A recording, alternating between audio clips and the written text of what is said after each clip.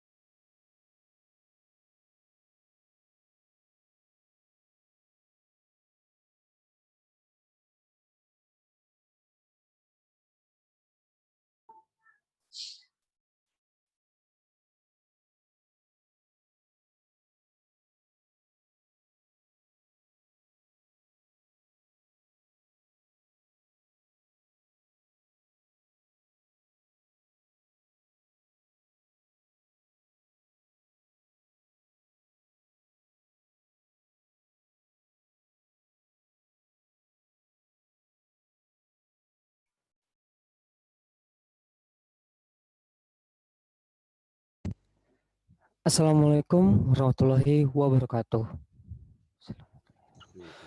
Selamat pagi dan salam sejahtera untuk kita semua. Puja dan puji syukur kehadirat Allah Subhanahu wa Ta'ala, karena atas berkat dan rahmatnya kita dapat hadir pada kegiatan webinar pelindungan objek kebudayaan tanggal 10 Juni tahun 2021. Kegiatan hari ini merupakan series kedua dari kegiatan budaya Betawi dari masa ke masa dengan judul Eksistensi Kebudayaan Betawi di Usia Kota Jakarta ke-454 tahun. Pertama-tama yang terhormat Kepala Bidang Pelindungan Dinas Kebudayaan Provinsi DKI Jakarta, Bapak Norviadi Setiosodo, Ketua Bidang Pengkajian dan Pengembangan Lembaga Kebudayaan Betawi, Bapak Yahya Andi Saputra, Ketua Sanggar Sipitung, Bapak Bakhtiar, Ketua Bidang Komunikasi dan Pelindungan Lembaga Kebudayaan Betawi, Bapak Yusron Sarif, dan tak lupa yang kami banggakan dan kami sayangi, peserta kegiatan webinar pelindungan objek kebudayaan. Selanjutnya izinkan AY memperkenalkan diri dengan sebuah pantun. Jalan-jalan ke Cikini, di Cikini ketemu Kongsa Benih. Perkenalkan, nama AY Najmi yang akan memandu kegiatan hari ini. Berikutnya, Ayah akan sampaikan susunan acara webinar pelindungan objek kebudayaan pada hari ini. Pertama, peserta memasuki ruang Zoom yang telah dibuka. Kedua, pembacaan doa. Ketiga, sambutan dan pembukaan kegiatan webinar pelindungan objek kebudayaan. Keempat, paparan materi oleh narasumber. Kelima, diskusi dan tanya jawab. Keenam, rangkuman kegiatan. Ketujuh, foto bersama. Dan kedelapan dan terakhir sekaligus penutup. Memasuki acara selanjutnya, izin yaitu pembacaan doa yang akan dipandu oleh Bapak Bayuniti Permana selaku Seksi Sejarah dan Permusiuman Dinas Kebudayaan Provinsi DKI Jakarta. Kepada Bapak Bayuniti Permana, waktu dan tempat kami persilahkan. Bismillahirrahmanirrahim. Assalamualaikum warahmatullahi wabarakatuh.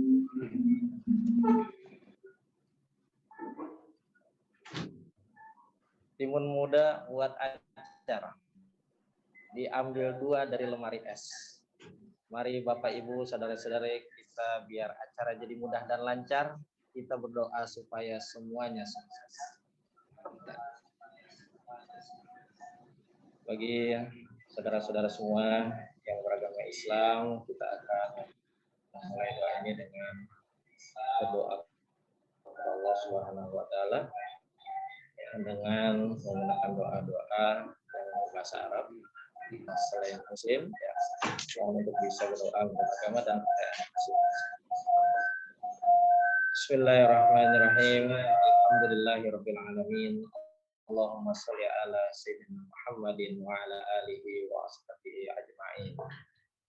Bismillahirrahmanirrahim. Ya Allah, ya Tuhan kami yang Maha Pengasih dan Penyayang, segala puji dan syukur atas kehadirat-Mu, atas nikmat dan karunia yang Kau limpahkan kepada kami, sehingga kami bisa melaksanakan acara webinar budaya Betawi dari masa ke masa. Eksistensi budaya Betawi pada usia Kota Jakarta ke-494 tahun, yang semata-mata ya Allah untuk mengharap ridho.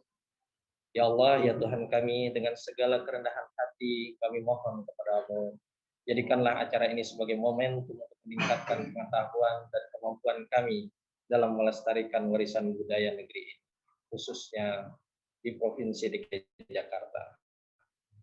Ya Allah, ya Ghafur, Tuhan yang Maha Pengampun, kami insan-Mu yang lemah. Ya Allah, yang tidak lepas dari kesalahan. Ya Allah, yang tidak lepas dari kealpaan. Karenanya ya Allah, ya Rabbi, ampunilah kesalahan-kesalahan kami, kelemahan-kelemahan kami, dan ketidakmampuan kami, rekan-rekan kami, dan para pemimpin kami. Ya Allah, tolonglah kami dalam mengemban amanah, melestarikan kebudayaan, khususnya budaya Betawi yang ada di pundak kami. Sungguhnya Engkau adalah sebaik-baik penolong dan yang mempermudah segala urusan. Rabbana dhalamna anfusana wa illam taghfir lana wa tarhamna lanakunanna minal khasirin. Rabbana la tu'akhidna in nasina aw akhtana. Rabbana wa la tahmil 'alaina isran kama hamaltahu 'alal ladzina min qablina. Rabbana wa la tuhammilna ma la taqata lana bih. Wa'fu 'anna waghfir lana warhamna anta maulana fansurna. Rabbana atina fid dunya hasanah wa fil akhirati hasanatan wa qina adzabannar. Wa sallallahu ala sayyidina Muhammadin wa ala alihi wa barik wasallam. Subhana rabbil izzati amma yasifun. Wassalamun alal mursalin walhamdulillahi rabbil alamin. Assalamualaikum warahmatullahi wabarakatuh. Waalaikumsalam warahmatullahi wabarakatuh. Terima kasih kepada Bapak Bayuniti Permana yang telah membantu dan memandu pembacaan doa pada kegiatan hari ini. Selanjutnya, sambutan dan pembukaan webinar pelindungan objek kebudayaan oleh Kepala Bidang Pelindungan Dinas Kebudayaan Provinsi DKI Jakarta, Bapak Norviadi Setiausodo. Waktu dan tempat kami persilahkan.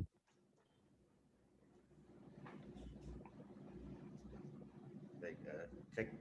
Assalamualaikum warahmatullahi wabarakatuh. Suara saya terdengar ya, Bapak dan Ibu? Waalaikumsalam. Selamat pagi, salam sejahtera, Om Swastiastu, Namo Buddhaya, salam kebajikan. Pertama-tama tentu saja mengawali kegiatan webinar ini, mari sama-sama kita panjatkan doa dan puji syukur kehadirat Allah Subhanahu wa Ta'ala, Tuhan Yang Maha Esa, karena kita masih diberikan kenikmatan dan kita juga masih sehat walafiat, bisa berkumpul bersama melalui media webinar ini, walaupun online, tetapi ini menjadi salah satu katakan upaya kita untuk masih bisa berupaya melestarikan, mengembangkan kebudayaan Betawi. Bapak dan Ibu yang saya hormati, untuk webinar kali ini memang agak spesial dan boleh dibilang cukup spesial karena dikaitkan dengan hari ulang tahun ke-494 Kota Jakarta, dan pembicaranya juga di sini memang orang-orang yang sudah memang pakar di bidangnya, memahami juga terkait dengan kebudayaan Betawi. Ada narasumber pertama, Bapak Yahya Andi Saputra. Beliau ini Kepala Litbang dari Lembaga Kebudayaan Betawi. Memang sudah sangat memahami, ahli di bidangnya terkait dengan kebudayaan Betawi. Narasumber yang kedua ada Bang Bakhtiar atau Pak Bakhtiar nih dari Sanggar Sepitung, yang salah satu aliran silatnya juga sudah mendapatkan sertifikat atau pengakuan dari warisan budaya tak benda yang dikeluarkan oleh Kementerian Pendidikan dan Kebudayaan. Kegiatan ini juga akan dipandu oleh moderator yang sudah sangat pengalaman untuk menjadi moderator di bukan hanya lokal di tingkat provinsi, bahkan di nasional juga. Ada Bang Yusron, Bang Ucon. Pak Yusron Sarif ini juga dari Lembaga Kebudayaan Betawi. Ini menunjukkan bahwa kegiatan ini juga merupakan hasil kolaborasi, kerjasama yang baik, koordinasi yang baik antara Dinas Kebudayaan dengan Lembaga Kebudayaan Betawi. Dan di kegiatan ini terima kasih juga kita didukung dengan kerjasama yang baik melalui Asosiasi Museum Daerah AMEDA, dari MC-nya Bang Nasmi.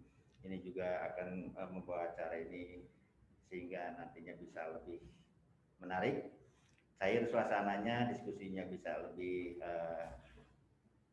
berisi dan juga saling melengkapi nantinya.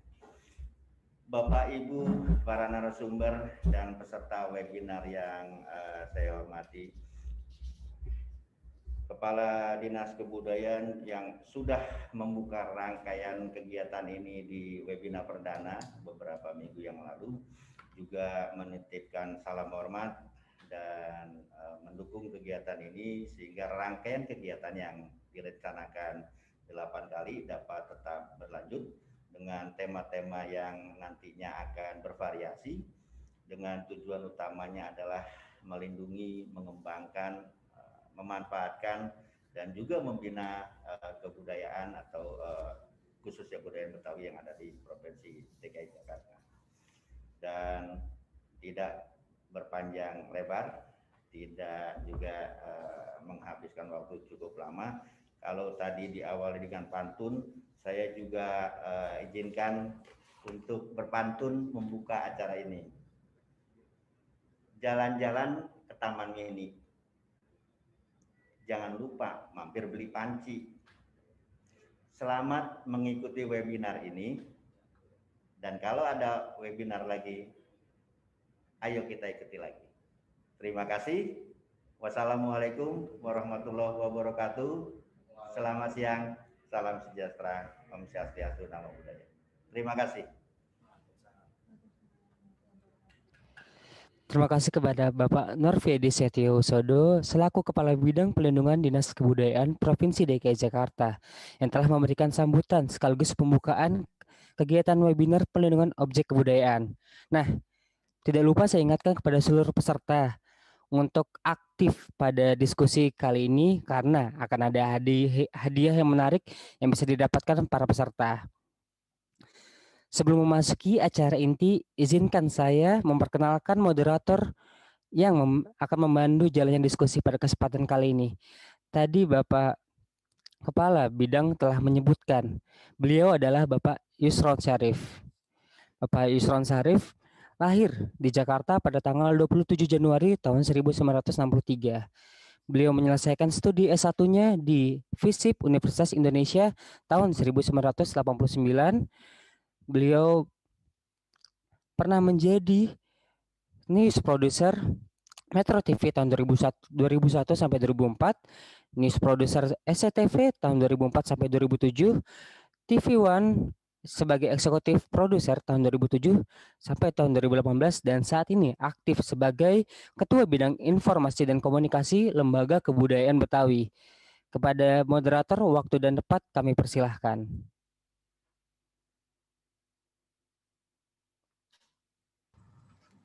Terima kasih Bang Nasmi, MC kita. Assalamualaikum warahmatullahi wabarakatuh. Kepiting menjapit kerang ngumpet di lubang batu, pasang kuping biar terang. Nyok, kita ikutin webinar bermutu. Nah, itu dia. Sekarang kita akan masuki acara diskusi kita, webinar tentang eksistensi kebudayaan Betawi di usia Kota Jakarta yang ke-494. Kenapa saya katakan bermutu? Karena selain tema dari webinar itu sendiri, narasumber yang akan kita hadirkan pada hari ini juga orang-orang yang bermutu. Tadi telah sedikit disinggung oleh Pak Nofri bahwa narasumber kita itu memang adalah orang-orang yang mumpuni. Saya akan memperkenalkan satu persatu, namun sebelumnya kedua narasumber ini akan membawakan paparan tentang pantun yang akan dibawakan oleh Bang Yahya, yaitu pantun Betawi riwayat Mukini, serta Bang Bahtiar akan membawakan paparan tentang silat cingkrik warisan budaya leluhur. Kita akan langsung ke Bang Yahya yang akan membawakan paparan pertamanya ini. Sebelumnya saya akan memperkenalkan dulu bahwa Bang Yahya Andi Saputra ini anak Betawi yang lahir di Jakarta 5 Desember tahun 61. Dia satu alma mater sama saya, cuma saya di FISIP, dia dulu sastra, sekarang Fakultas Ilmu Budaya. Dan beliau juga menyelesaikan S2-nya di FISIP. Saat ini selain aktif di LKAB, beliau banyak menulis cerita-cerita masyarakat Betawi, dan beberapa bukunya sudah banyak yang terbit, dan barangkali para peserta webinar ingin mendapatkan bukunya bisa langsung menghubungi Bang Yahya sendiri. Nah, kegigihan beliau juga melestarikan budaya Betawi di bidang sastra dan tradisi lisan. Karena itu beliau juga salah satu budayawan Betawi yang langka, karena sehari-hari beliau adalah salah satu penutur sahibul hikayat, salah satu kesenian budaya Betawi yang semakin langka. Nah, saya tidak akan berpanjang lebar lagi. Saya akan langsung saja kepada Bang Yahya untuk memaparkan tentang apa itu pantun Betawi dan riwayat riwayat mukini. Silakan Bang Yahya. Assalamualaikum warahmatullahi wabarakatuh. Innal hamdalillah nahmaduhu wa nasta'inuhu wa nastaghfiruh wa na'udzu billahi min syururi anfusina wa sayyiati a'malina may yahdihillahu fala mudhillalah wa may yudlil fala hadiyalah. La in syakartum la azidannakum wa la in kafartum inna azabi lasyadid. Rabbi shrahli sadri wa yassirli amri wahlul 'uqdatam min lisani yafqahu qawli. Pisang gepok di kampung Keramat. Beli pepaya di kampung Muara. Abang, empok, adek yang terhormat, saya Yahya kepengen ikut juga bicara. Syukron kasiron Bang Yusron Sarif yang udah mempersilahkan kepada saya. Saya sebenarnya bukan yang nggak tahu apa-apa juga, cuma karena menggugurkan kewajiban yang diminta oleh Pak Nofri dan kawan-kawan dan juga Bu Eva, maka saya mencoba memberanikan diri berada di ruang jamaah sekarang ini. Jadi terima kasih sekali lagi kepada Dinas Pariwisata, Dinas Kebudayaan Provinsi DKI Jakarta, kepada Bang Nofri, kepada Mbak Eva dan pasukan semuanya yang hari ini bersibuk-sibuk ria membicarakan sesuatu yang menurut saya sih udah kurang populer gitu ya. Mendingan kita ngomongin dana haji atau kita ngomongin drama Korea, drakor, atau kita ngomongin bagaimana kita bisa udah tua-tua begini masih bisa camping misalnya begitu. Bukan begitu Bang Yusron? Nah, sekali lagi thank you semuanya. Dan izinkan saya kasih screen ya. Screen bisa nggak saya mengeluarkan di share screen? Oh ya bisa ya. Yang ini bukan ya. Mudah-mudahan ini. Bukan yang ini. Bukan yang ini. Ternyata bukan yang ini. Yang satu lagi. Nah, kalau kita berbicara perihal kesenian atau kebudayaan Betawi pada umumnya, ya maka ya tentu saja kita berbicara pada masa kini, masa besok, dan masa yang akan datang. Karena bagaimanapun juga kita harus mempunyai konsep dan pemikiran bagaimana kita berada pada masa lalu yang memberi jalan kepada kita dan kita perbaiki pada masa sekarang, dan pada masa depan kita akan bahagia memetik daripada upaya-upaya yang pernah kita kerjakan, yang pernah Pak Nopri dan kawan-kawan di Dinas Kebudayaan itu mengerjakan ini. Jadi tadi sudah dikatakan bahwa saya berbicara perihal pantun Betawi begitu ya. Dan memang seperti kita tahu pantun itu kan sudah menjadi barang dunia, sudah menjadi milik dunia karena memang dunia sudah menetapkan dia sebagai warisan budaya tak benda yang diwakili oleh UNESCO begitu. Ini tadi sudah dibacakan. Tapi saya ingin lebih membuka dulu wawasan bahwa kita memang di budaya Betawi itu banyak jenisnya ya. Yang kita Pak Nopri dan kawan-kawan melakukan di Dinas Kebudayaan itu dari tahun 2013 sampai sekarang itu memang yang disebut dengan pengajuan warisan budaya tak benda WBTB itu hanya sebagian kecil dari apa yang sudah kita miliki. Jumlah sebesar ini itu pun masih termasuk sedikit ya, karena memang belum kita rinci satu persatunya, bahwa di tahun 1970-an 80-an itu kawan-kawan Dinas Kebudayaan waktu itu ya, Dinas Kebudayaan dan Permusiuman melakukan kegiatan inventarisasi. Dan menurut mereka ada 1.358 item jenis gitu ya, terbagi atas misalnya folklore lisan, folklore setengah lisan, folklore ini dan segala macam. Folklore lisan dikatakan oleh mereka ada kira-kira 500-an. Nah, garis besarnya kira-kira ada bahasa, ungkapan tradisional, pertanyaan teka-teki, puisi dan pantun rakyat yang hari ini akan kita bicarakan, cerita prosa rakyat, mite legenda, dongeng, nyanyian rakyat. Folklore setengah lisan, ada kepercayaan, tahayul, permainan rakyat, drama sandiwara, tari Betawi, adat kebiasaan, ritus-ritus dan hal-hal lainnya. Ini belum dirinci bagian-bagiannya. Dari sisi tari ada topeng ya, ini yang besarnya ya, topeng, blengo, coke, samra, uncul, ujungan, zapin, cador, pencaksilat. Kadang-kadang pencaksilat memang berdiri sendiri. Pencak sebagai koreografer dan pencak sebagai silat sebagai prestasi di dalam olahraga. Rebana juga begitu, ada rebana ketimpring, rebana hadro, rebana dor, rebana burda, rebana maohid, marawis yang pendatang baru, gambang kerombong, keroncong tugu, rebana biang, tanjidor, gambus, gamelan topeng, gamelan ajeng. Dan itu beberapa dari ini sudah masuk dalam mendapat warisan budaya tak benda. Ubruk ada itu teater ya, teater tradisional. Ubruk ada Sahibul Hikayat, ada Gambang Raja, ondel-ondel bodor dulu ada wayang dermuluk, wayang Sumedar, wayang Senggol, wayang Sironda, wayang Dungdung, wayang Sarkawi, wayang Ojengan, wayang kulit, lenong preman, lenong denes, topeng Betawi, jinong, jipeng, topeng Blantek, topeng gong, tonil samrah dan masih banyak.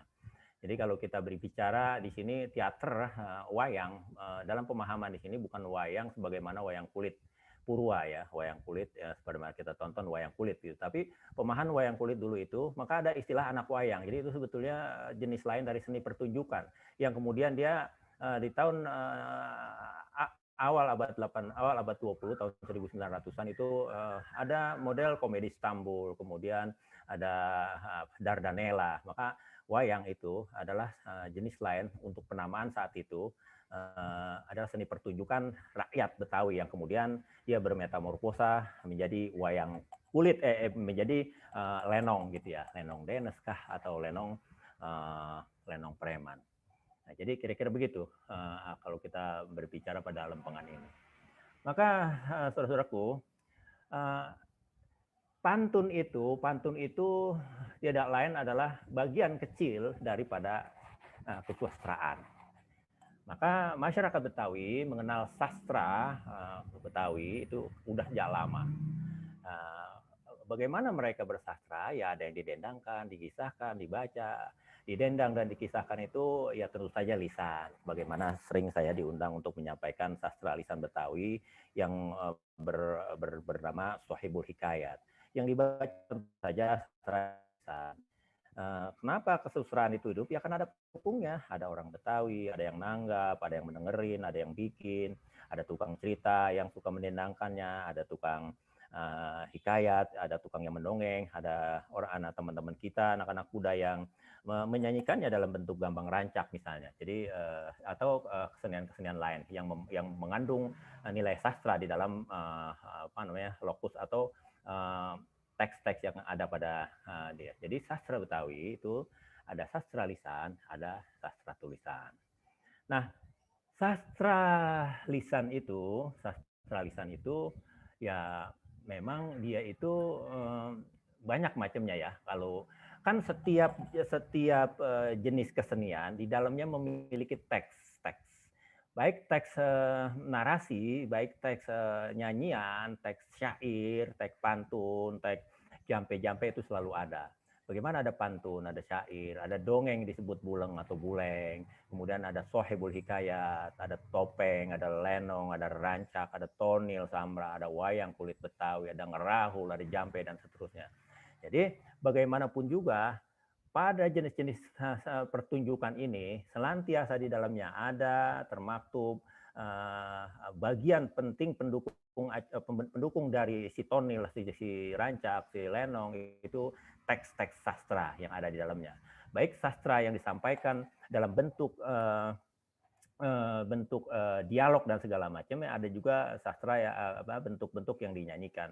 lagu Jali-Jali itu kalau Pak Bang Ucon atau Bang Yusron tahu kan, misalnya tuh jali-jali banyak betul, ada jali-jali ujung menteng, jali-jali jalan kaki, jali-jali pasar malam, jali-jali ini, jali-jali itu, jali-jali itu memang teks naskah syair lagu itu dari Gambang Kromong itu senantiasa ya bentuknya adalah bentuk syair, bentuk pantun.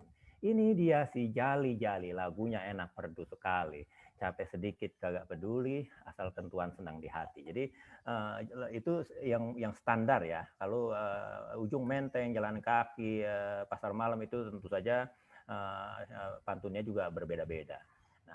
Nah, di dalam topeng Betawi juga, nah ada pralakon, itu ada tetalu, ada alang-arangan, topeng tunggal, ronggeng topeng, lipat gandes, bodor. Itu di dalamnya banyak teks-teks sastra yang disebut sastra lisan. Ada lakon inti, lakon jantuk, cerita, nah, segala macam. Terus kemudian ada cerita bagian akhir adalah jantuk, misalnya ada arang-arangan jantuk, pada dia nyanyi dengan mendendangkan pantun, dengan nyanyi, dengan ngayun, dengan segala macam. Ada dia di dalam adegan itu ada cerai, ada ribut, ada bagaimana dia menyesal karena di dalam rumah tangga tidak selayaknya suami istri selalu ribut membicarakan hal-hal yang kecil, maka ada kesadaran kembali, mereka ada istilahnya dia pelet memelet gitu, artinya pikat memikat kembali karena sudah bercerai. Nah, itu disampaikan dalam bentuk pantun. Kemudian dia rujuk kembali bagaimana rumah tangga itu rujuk kembali, itu disampaikan dalam bentuk nyanyian, dalam bentuk pantun, dalam bentuk teks-teks. Namanya jantuk itu dalam pemahaman lain, selain dia lakon yang memerankan bapak keluarga jantuk, dia juga istilahnya adalah dialog yang pendek, yang dinamis gitu, yang pendek-pendek ya. Oleh karena itu di dalamnya juga disebut ada lipat gandes. Lipat gandes itu ya gandes ya, tangkas, lincah, berbicara singkat-singkat gitu. Jadi kalau kita menyaksikan misalnya topeng yang membawakan bagian akhir di lakon Bapak Jantuk itu, pasti kita akan bagaimana kelincahan sang pemain memilih diksi, kemudian menyampaikan lagu-lagu dalam berbagai macam pantun yang sudah ada pada mereka. Dan itu dulu mereka nggak menuliskannya, tapi mereka ingat bagaimana mereka ingat itu semuanya, dan mereka pentaskan lagi di setiap waktu mereka dapat kesempatan pentas. Nah, ini topeng tanah, di dalamnya juga biasa. Nah, ini juga jampe. Jampe itu juga bagian dari sastra lisan ya. Bagaimana kalau Pak Nopri misalnya lagi sakit perut, pengen ke belakang mau buru-buru, atau Bu Eva misalnya lagi anaknya sakit mata gitu, kemudian bengek atau mimisan, maka jampe-jampe dibacakan. Tentu saja jampe dengan syarat-syaratnya. Ini adalah teksnya. Nenek jaga jalan, ulah jaga jalan, jangan ngeregah hirang di sini, ngeregah hirang di sono, tempat lu di Muara Cai, istan tampak rana. Tuh dibacain. Cuman urung tempolong kapur, urung tumbuhan jadi tempolong kapur, jadi tumbuhan ulung tengkorong kapur, urung tumbuhan ya ora apa-apa. Ini kalau nanti misalnya Pak Wawan atau siapapun dari saudara-saudara bengok gitu ya, sakit bengok itu yang ada di leher, bengok, tahu nggak bengok? Maka dibacain ini oleh dukun kita. Nah, ini sebetulnya teks-teks syair yang teks-teks syair puisi yang memang disampaikan secara lisan oleh para dukun kita pada masa lalu. Nah, demikian juga di dalam rancak itu. Rancak makna lainnya adalah pantun. Jadi kalau orang rancak itu orang mantun sebetulnya. Jadi karena dia bentuknya dinyanyikan diiringi oleh musik Gambang Kromong, maka jadi rancak ini jadi gambang rancak begitu ya. Jadi macam-macam syairnya. Ada syair, ada rancak si pitung, rancak si angkri, rancak segala macam rancak. Ini ada petikan sedikit, ketika kenari petik nih maksudnya ya. Petik kenari cabangnya patah. Ambil pepaya dipetuakan. Ini si angkri punya cerita buayanya dia di pasar ikan. Jadi kalau pantun-pantun masa lalu itu menyebut-nyebut nama tempat dan dia menyebut-nyebut nama orang karena memang dia membawakan cerita dari orang yang bersangkutan. Maka dia menyebutkan nama orang dan menyebutkan nama tempat. Itu jelas bahwa tempat itu menjadi penting dalam dimensi pemahaman kita ketika kita mendengarkan Gambang Rancak dibawakan. Di pepaya di Petuakan. Petuakan itu ada di mana tuh Bang Ucon? Nanti bisa saudara lihat. Nah itu Jakarta Barat kali ya. Tukang Pori anak Cikarang, buaya si angkri di pasar ikan, belum lama jago satu peti mencuri barang. Sayur kerang kuahnya biru, tukang bakul anak tanah lapang, si angkri disuruh buru, sama gagang pacul kena di serampang. Jadi ada unsur-unsur humor di dalam cerita-cerita pantun si Rancak ini. Ini juga di depan tiang ada, kemudian wayang kulit Betawi juga jelas mengandung unsur-unsur sastra di dalamnya. Kemudian dari orkestra mah juga jelas ada unsur-unsur di dalamnya, silat Betawi juga begitu, ada jelas nama-nama. Nah ini palang pintu. Palang pintu jelas adalah gabungan dari semua kemampuan anak-anak Betawi, baik dia bersilat, ngaji, pantun, meracik segala macam ragam hias dan seterusnya. Nah pantun itu jelas dia merupakan salah satu kearifan lokal kita. Jadi pada umumnya memang masyarakat Melayu mahir di dalam hal pantun berpantun. Jadi kita juga karena bagian Betawi itu tiada lain merupakan orang Melayu Betawi, orang Melayu yang tinggal di Pulau Jawa, maka dia memang dekat sekali dengan kebiasaan-kebiasaan berpantun di dalam dia punya kegiatannya. Apakah itu tadi yang sudah saya uraikan di atas, apakah memang pada acara-acara khusus. Jadi pantun itu merupakan satu kearifan lokal. Kearifan lokal itu nanti kita bisa tahu tadi kan ya, ada nilai, ada segala macam. Dia merupakan bentuk media komunikasi yang menyampaikan gagasan secara tidak langsung. Bertujuan memperhalus bentuk dialog sehingga orang tidak tersinggung. Membangun suasana lebih akrab, intim, cair, dan penuh persahabatan. Karakter yang menonjol dalam pantun Betawi, kuatnya ekspresi spontan. Jadi tadi bagaimana spontanitas itu benar-benar ada pada setiap masyarakat. Tentu saja bukan hanya pada masyarakat Betawi, tapi masyarakat yang berbudaya pantun itu jelas spontanitasnya sangat tinggi. Ada sampirannya, mencuatkan nada yang lepas, bebas, dan tanpa beban. Ditutup dengan isi yang menohok jantung persoalan. Tentu saja hal ini terkait dengan karakter kita, karakter Betawi yang karakternya terbuka tanpa tedeng aling-aling. Humoritas yang dimiliki menjadi bagian penting terbentuknya tradisi berpantun. Bagi orang Betawi, seluruh area kehidupan dapat dijadikan pantun. Isi pantun Betawi mengungkap berbagai persoalan dalam hidup sehari-hari. Tema pantun Betawi secara kontekstual adalah perilaku keseharian dan problematika hidup yang meliputi sindiran, dakwah, nasihat, humor, cinta, kasih sayang, korupsi, politik, kritik, kematian, dan sebagainya. Secara umum, pantun Betawi berkaitan dengan nasihat yang bersumber pada etika, estetika, moral, adab, sopan santun, dan ajaran agama dan ajaran-ajaran nenek moyang kita. Jadi memang dia penuh pada di ritus, kemudian ada bagaimana kita dari semua yang kearifan lokal ini kita memiliki harapan, kemudian bagaimana kita mentransmisikannya. Tentu saja dalam upacara. Nah, seperti biasa, saya ingin mengulang kembali teman-teman yang berada jamaah virtualia Dinas Kebudayaan ini tentu sudah tahu. Bentuk pantun itu adalah bentuk puisi khas Melayu. Nah, disebut juga bentuk puisi ya, khas Melayu Betawi.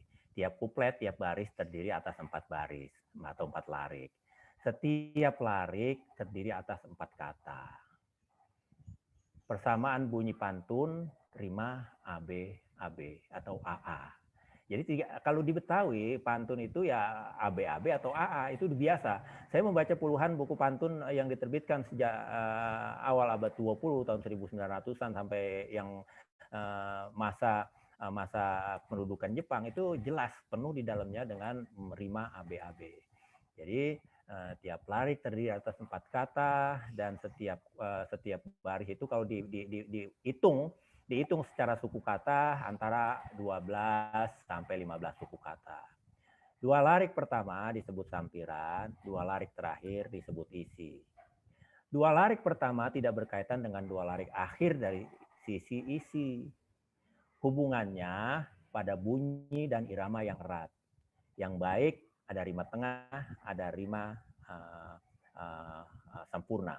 Jadi sampiran itu sebetulnya nggak ada kaitannya dengan isi.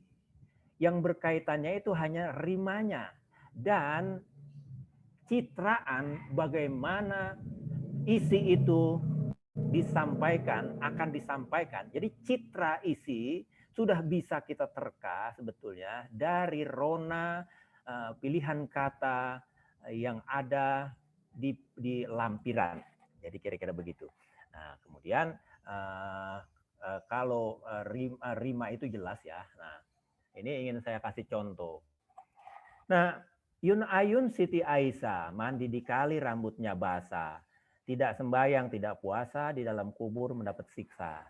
Ini jangan sampai begini nih Pak Nopri nih. Jadi sembayang ya. Jadi semuanya pada sembayang ya. Ini kan kita diingetin ya oleh lagu zaman dulu nih. Yun Ayun Siti Aisyah mandi di kali rambutnya basah. Kagak sembayang, kagak puasa, tidak sembayang, tidak puasa, di dalam kubur mendapat siksa. Dung indung kepala lindung, hujan diudik di sini mendung, anak siapa pakai kerudung, mata melirik kaki kesandung. Jadi di dalam di dalam syair pantun lagu indung-indung ini, ya jelas ya ini meskipun dia sangat serius membicarakan sembahyang, membicarakan puasa, tetapi ada unsur-unsur yang senantiasa dibuat cair di dalamnya. Anak siapa pakai kerudung, mata melirik kaki kesandung. Jadi ada unsur, ya meskipun itu betul, tetapi ada unsur-unsur mencairkan gitu. Jadi jangan terlalu, Pak Nopri misalnya, gua nggak puasa, gua nggak sembahyang, menjadi muslim. Apaan gue ya? Ntar kalau mati gue pasti diguyur air timah mendidih. Nah begitu. Nah itu pantun-pantun biasa yang berima AA. Ya, berima juga AA, berima A. Nah ini pantun yang di atas itu yang disebut dengan rima tengah, rima akhir. Kue bolu, kue rengginang, roti-roti dalam tetampa. Dari dulu sudah saya bilang, setengah hati buatlah apa. Mana disebut rima tengah itu kata keduanya. Kue bolu, lu. Dari dulu, lu. Roti-roti, setengah hati, kue rengginang, sudah saya bilang, tetampa apa. Jadi itu rima tengah, rima akhir. Kue bolu, kue rengginang, roti-roti dalam tetampa. Dari dulu sudah saya bilang, setengah hati buat lapa. Jadi ini rima tengah dan rima akhir. Ada juga yang rima disebut dengan rima sempurna, rima sempurna. Ya, seperti dalam pantun klasik itu, berakit-rakit ke hulu, berenang-renang ke tepian, bersakit-sakit dahulu, bersenang-senang kemudian. Nah itu kan, berakit-kit, hulu, lu, renang-renang, nang-nang, sakit-sakit, hulu, lu, senang-senang kemudian. Jadi berakit-rakit ke hulu, berenang-renang ke tepian, bersakit-sakit dahulu, bersenang-senang kemudian. Nah orang dulu itu betul-betul yahut ya di dalam hal merakit, membuat pilihan kata sehingga pantunnya itu di samping yang kelas utama itu tentu saja rima sempurna ya. Berakit-rakit ke hulu, berenang-renang ke tepian, bersakit-sakit dahulu, bersenang-senang kemudian. Jadi itu rima sempurna. Jadi setiap kata ada ininya, ada rimanya gitu ya. Nah, yang menengah memang itu kue bolu, kue rengginang, roti-roti dalam tetampa, dari dulu, bolu dulu, setengah hati, roti-roti setengah hati, titi buatlah apa, tetampa gitu. Jadi nah itulah rima tengah akhir dan rima sempurna. Nah inilah sebetulnya rima sempurna ini yang dituntut. Kemarin misalnya ada perlombaan yang digagas sangat keren oleh BUMN Republik Indonesia, PT Balai Pustaka. Itu saya menyaksikan pantun-pantunnya yang masuk final kan yang 25 besar yang masuk final kan disiarkan itu oleh YouTube mereka, dan saya saksikan bahwa ekspresi pantun mereka itu ternyata pantun, khususnya pantun milenial ya Bu Eva ya, dan pantun yang disampaikan oleh milenial, dia mempunyai banyak piranti ucapan Jadi dia mengucapkannya dengan bernyanyi, dengan berdendang, dengan betul-betul berdialog, dengan rapi, dengan pilihan kata dan diksi yang dahsyat begitu ya. Nah, tapi juga memang di dalam masyarakat, tentu saja dalam masyarakat tradisional tentu saja ucapan-ucapan pantun dalam nyanyian itu kan sudah ada. Seperti tadi saya sampaikan, pantun yang dinyanyikan secara diiringi oleh gambang kromong itu gambang rancak. Dan itu ucapan-ucapan ekspresi pantun yang disampaikan dalam bentuk nyanyian sudah sangat biasa dalam masyarakat Betawi. Maka burunglah putih terbangnya tinggi, oh sayang disayang, gitu. Jadi atau harum baunya si bunga lah Tanjung, harumnya sampai melintasi gunung. Jadi bentuk-bentuk pantun ada rima ang itu, jadi itu dinyanyiin dari zaman dahulu sampai zaman sekarang. Bahkan anak-anak muda zaman sekarang itu mereka bisa menyanyikan dengan fasih, dengan betul, dengan intonasi yang keren, dengan rap misalnya, dengan jazz, dengan ini, dengan segala macam. Jadi keren lah kira-kira anak-anak zaman sekarang itu mengekspresikan pantun. Tapi dan ini yang harus kita tularkan. Jadi upaya yang dilakukan oleh PT Balai Pustaka itu memang nanti saudara-saudara nontonlah YouTube yang para pemenangnya itu. Jadi keren-keren. Ada satu kelompok yang sangat keren, yang ekspresinya sangat luar biasa. Nah, jadi pantun bagi sebagai bagian dari ekspresi budaya masyarakat Betawi perlu mendapat perlindungan dan pengayaan. Kemajuan ilmu pengetahuan dan teknologi, terutama teknologi informasi yang diingat globalisasi di segala bidang, akan mengancam kehidupan kebudayaan. Dalam konteks tahan budaya, diperlukan berbagai upaya untuk melestarikannya. Meski ada optimisme menyaksikan antusias berpantun, namun dibutuhkan upaya pelestarian yang lebih kreatif dan sistemik, agar tradisi yang telah ada sejak zaman dahulu tidak pudar dan mati. Jadi, dan pantun sebagai bagian dari ekspresi budaya masyarakat perlu mendapat perlindungan dan pengayaan. Perlindungan ya, bukan perlindungan. Kemajuan pengetahuan dan teknologi, terutama teknologi informasi yang diiringi arus globalisasi di segala bidang akan mengancam kehidupan nasional. Tentu saja ya itu ya. Dalam konteks tahanan budaya diperlukan berbagai upaya untuk melestarikan. Meski ada optimis, yang tadi udah dari pemudaran. Jadi kira-kira begitu, saudara-saudara. Nah ini nanti Pak Bang Ucon, Bang Ucon, ini ada buku ya.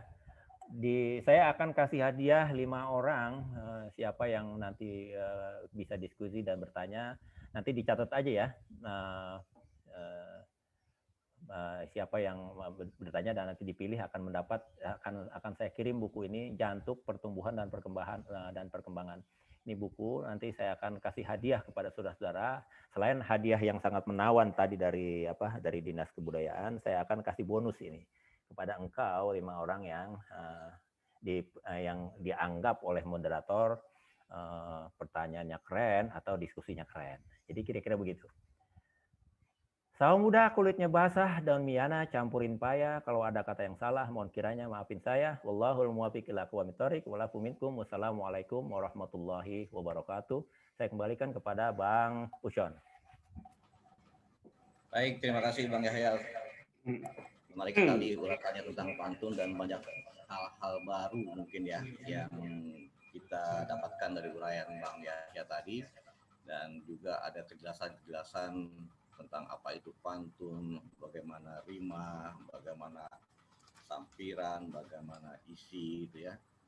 Dan kita tadi juga Bang Yahya sudah menawarkan atau memberikan hadiah buat 5 penanya terbaik akan mendapatkan buku karya Bang Yahya yang berjudul Jantuk Pertumbuhan dan Perkembangannya. Nah, kepada peserta webinar, siapkan pertanyaan-pertanyaan Anda. Anda akan mendapatkan hadiah selain juga dari hadiah yang disiapkan oleh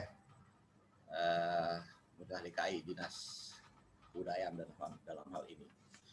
Baiklah, kita akan langsung dahulu kepada narasumber berikutnya sebelum kita lakukan diskusi, yaitu Bapak Bahtiar Beliau akan menyampaikan tentang pencak silat Cingkrik warisan budaya leluhur.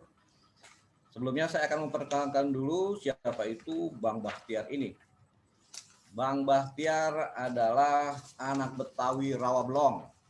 Dia lahir di Rawablong tanggal 16 Maret 1971. Jadi kalau dia mumpuni di bidang silat, Cingkrik, udah nggak salah. Rawablong memang gudangnya Jawara. Jadi beliau ini bisa jadi salah satu dari Jawara kita juga gitu kan. Dan tapi bukan hanya Jawara yang ecek-ecek dia. Beliau ini juga ketua Sanggar Sipitung. Jadi beliau aktif membina sanggarnya bukan hanya untuk pencaksilatnya tapi juga untuk budaya-budaya Betawi lainnya seperti palang pintu, dan beliau juga sering nongol di TV, di sinetron, dengan tentu saja dengan ciri khas kebetawiannya, dengan gaya-gaya pesilatnya itu. Nah, sinetronnya itu apa Bang Bahtiar ya? Sultan Haji ya. Sultan Haji di MNC TV. Silahkan lihat tuh Bang Bahtiar. Baiklah, kita langsung aja ke Bang Bahtiar. Silakan Bang Bahtiar. Terima kasih Bang Con. Assalamualaikum warahmatullahi wabarakatuh. Bismillahirrahmanirrahim. Alhamdulillahirabbil alamin wa bihi nasta'in ala umuri dunya waddin. Sayyidina Muhammad sallallahu alaihi wasallam. Rabbi shrah li sadri wa yassir li amri wahlul 'uqdatam min lisani yafqahu qawli, amma ba'd. Yang saya hormati para peserta webinar, para tuan guru, para pejabat, para tokoh senior saya, dan saudara-saudara yang insya Allah hari ini Allah jaga sehatnya. Puji syukur tak lupa kita panjatkan pada Allah karena pada hari ini kita masih diberikan nikmat sehat walafiat. Salawat dan salam tak lupa kita khususkan kepada junjungan kita Nabi besar Muhammad SAW. Baik, kali ini saya diberi kepercayaan yang boleh dibilang punya sedikit ilmu untuk ngomong masalah mengenai silat.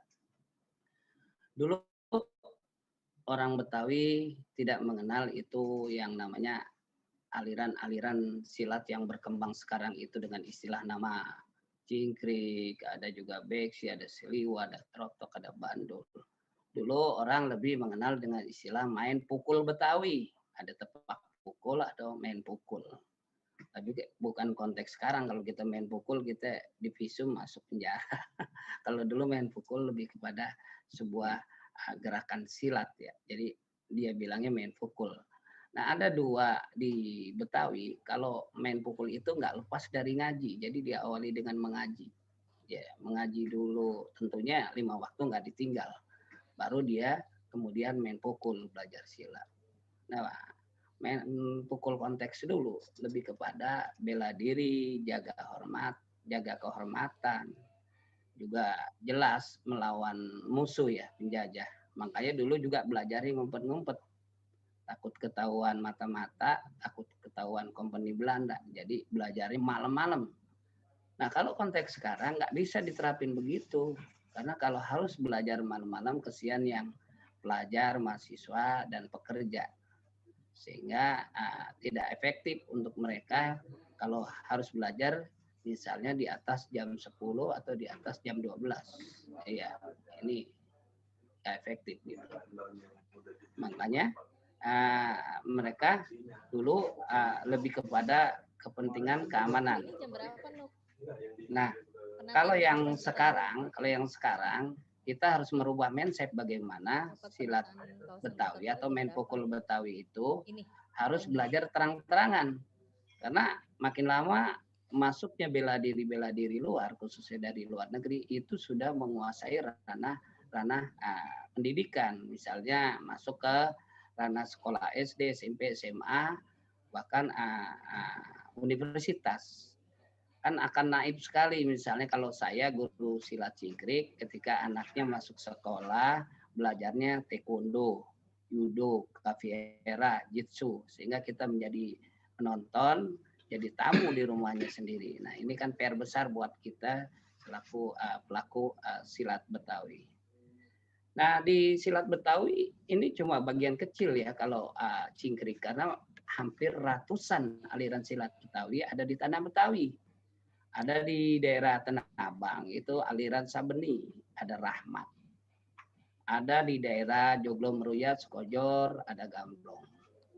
Ada di daerah Bojong Sari, Kotek Jalan 6. Ada di daerah Tebet, ada Bandul. Ada Gombel, ada juga Cibitik, daerah Pasar Minggu. Ada di Cipete Lipat. Ada Beksi. Ada lagi mainan Simire itu dari Marunda dan macam-macam. Kali ini kebetulan bagian dari salah satu silat yang saya geluti adalah aliran silat Cingkrik. Nah, dulu sekali orang lebih mengenal kepada figur nama gurunya, bukan nama aliran silatnya. Misalnya, saya belajar dengan Kong Uming, jadi lebih kepada Kong Umingnya. Misalnya ada Beksi, Kong Nur, Kong Has, Kong Simin. Dulu juga ada yang belajar Sabeni, bukan alirannya. Baru kemudian tahun 1920 itu Cingkrik yang boleh dibilang dikembangkan oleh Ki Maing. Dari Ki Maing itu punya murid 3, Ki Adit, Ki Ali, Ki Ashari. Kemudian berkembanglah sampai sekarang, sampai sejabodetabek, bahkan prestasinya sampai ke luar negeri. Nah, lemahnya di kita main pukul Betawi adalah di pencatatan. Jadi sehingga ketika orang menanyakan riwayat dan sejarah main pukulan itu sendiri, dia akan, kalau orang Betawi bilang, kememegan, nggak paham. Karena dia nggak mencatat itu. Contoh misalnya yang sederhana aja. Ketika kita tanya, Kong lahir tanggal dan tahun berapa? Terus Kong itu jawab, dulu, perasaan dulu saya catat di Punsengon, sekarang udah ditebang Punsengonnya, saya jadi lupa kapan tanggal lahir dan bulannya. Itu juga menjadi kelemahan kita. Kita ini nggak iyang-iyang gitu kalau orang Betawi bilang. Harusnya udah catat bagaimana Cingkrik dan riwayatnya, bagaimana Beksi dan riwayatnya, bagaimana yang lain, terus bagaimana juga jurus-jurusnya. Itu udah mesti kedepannya harus seperti itu. Juga harus dilengkapi dengan legalitas yang jelas. Jadi jangan sistem redo-redo aja. Kalau orang Betawi, gue mah yang penting ikhlas, gue redo belajar, biarin dah. Yang penting dia buat manfaat gitu.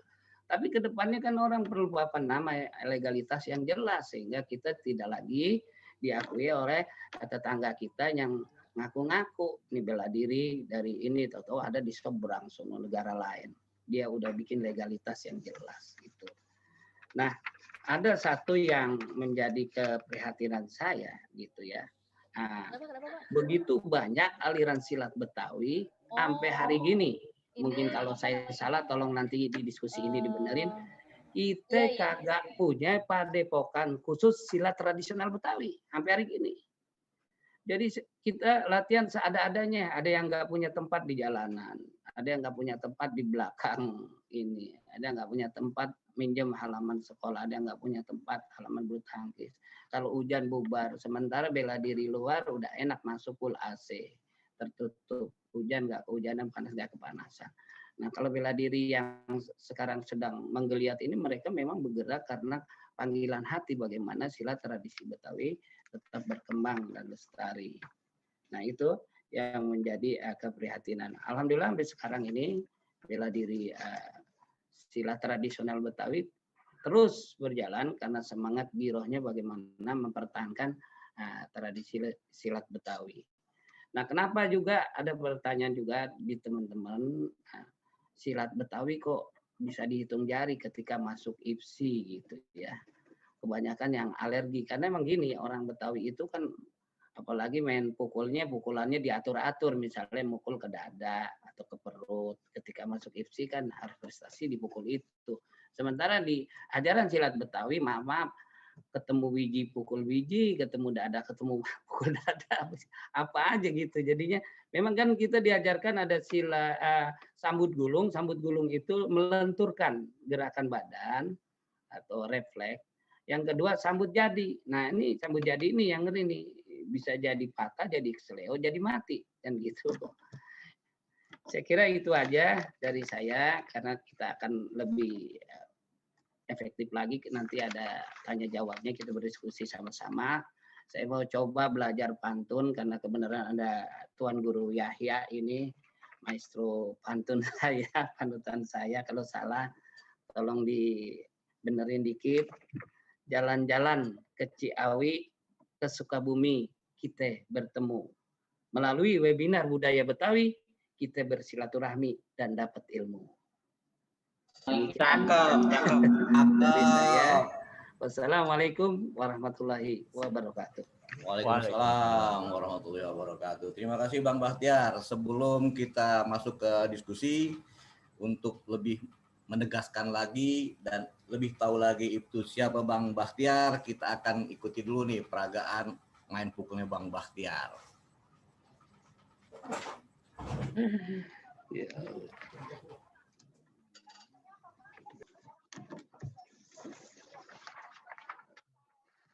Roblong, tapi dikemas. Assalamualaikum warahmatullahi wabarakatuh. Saya Bang Bahtiar, kali ini bakal nampilin aliran silat Cingkrik Roblong, tapi dikemas dalam bentuk bongbang silat. Yang di dalamnya ada jurus keset, keset bacok, keset gedor, langkah 3, cingkrik, dan tiktuk.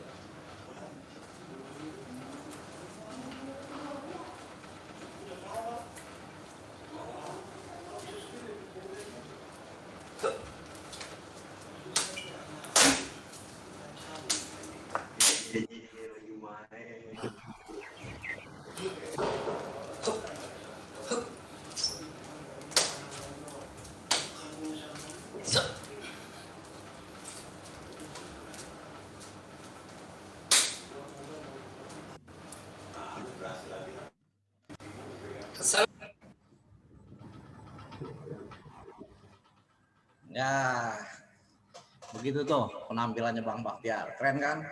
Nggak kalah sama Jiu-Jitsu, nggak kalah sama Sambo, nggak kalah sama Karate, ya nggak? Keren.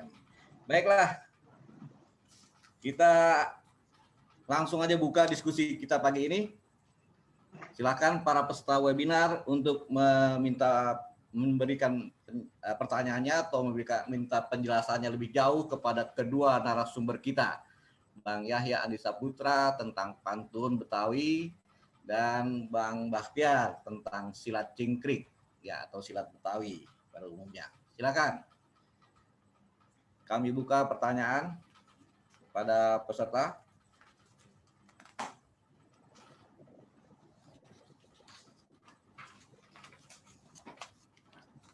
Ini pesertanya udah berapa nih yang ikut nih? Terlihatannya. 175. Ayo silakan dari 175 partisipan. Mungkin ingin minta penjelasan lebih jauh dari Bang Bahtiar atau Bang Yahya Andi Saputra. Boleh Pak Yusron? Ya. Boleh Pak Yusron? Ya silakan Bang Sumardi, silakan. Siap. Silakan dari mana Pak? Assalamualaikum warahmatullahi wabarakatuh. Waalaikumsalam. Ya, selamat pagi, salam sejahtera untuk kita semua. Yang saya hormati abang-abang kami yang dari Betawi, wabil khusus Bang Yahya ini, yang tadi sudah memaparkan tentang pantunnya. Singkat saja begini, saya meskipun orang Jawa juga intens terhadap budaya Betawi, khususnya wayang kulit ataupun wayang orangnya. Bang Yahya sudah tahu semua mungkin barangkali. Selama ini yang saya perhatikan, baik wayang kulit maupun wayang orangnya itu masih belum ada sisipan-sisipan tentang unsur-unsur pantunnya. Ya. Nah, hanya sedikit sekali dan tipis sekali tentang pantun itu. Mungkin barangkali dari kesempatan ini bisa dipopulerkan, pantun Betawi itu juga bisa disisipkan dengan lagu di dalam pertunjukan wayang Betawi, Bang Yahya. Gimana caranya melalui sanggar atau bagaimana supaya budaya Betawi khususnya pantun ini juga erat menyatu dengan pergelaran wayang tersebut, baik wayang kulit maupun wayang orangnya. Itu saja, mohon pencerahan. Terima kasih. Assalamualaikum warahmatullahi wabarakatuh. Baik, Bang Yahya. Langsung aja atau kita tunggu lagi ada pertanyaan lain? Kita coba tanya dulu kepada peserta webinar. Apakah masih ada pertanyaan? Silakan. Assalamualaikum. Waalaikumsalam. Dari Pak Murdani. Silakan Pak Murdani. Suara saya kedengaran jelas ya, Pak Haji ya? Jelas banget, jelas banget. Alhamdulillah. Ya, Assalamualaikum warahmatullahi wabarakatuh. Ini buat tuan-tuan guru kita nih terkait budaya Betawi. Ini saya anak Betawi asli yang kemarin nih, para tuan guru. Saya udah ngerasa mati obor nih sama budaya. Mau di silatnya lah, mau di topengnya lah, mau di pantunnya lah. Mungkin kalau topeng jantuk, saya masih punya kasetnya atau di MP3 udah ada nih. Tapi terkait pengembangan budaya kita, ini kan kalau dulu-dulu kita perhatikan, pemain topeng, kalau lagi perek dia nyawa, dia ngebon, ntar giliran lagi pekan-pekan, lagi rame-rame orang kriaan, baru nih banyak yang nanggep.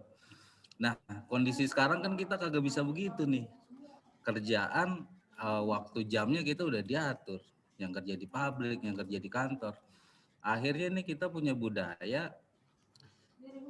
budayanya mati karena memang kita nggak ada jaminan nih kita bisa hidup berkembang nggak, bisa ada jaminan hidup kita nggak kalau kita ngembangin budaya kita. Nah ini kan butuh pemikiran bersama. Ngajar di sekolah satu RT sama lingkungan tempat saya tinggal. Jadi orang kampung sini ngajar di kampung sini.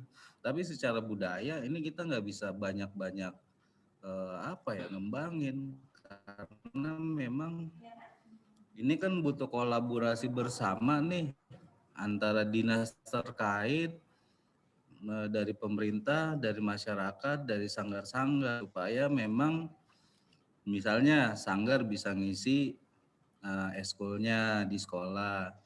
Kemudian dari dinas pariwisata misalnya mengadakan diisi oleh kita dari anak-anak sekolah.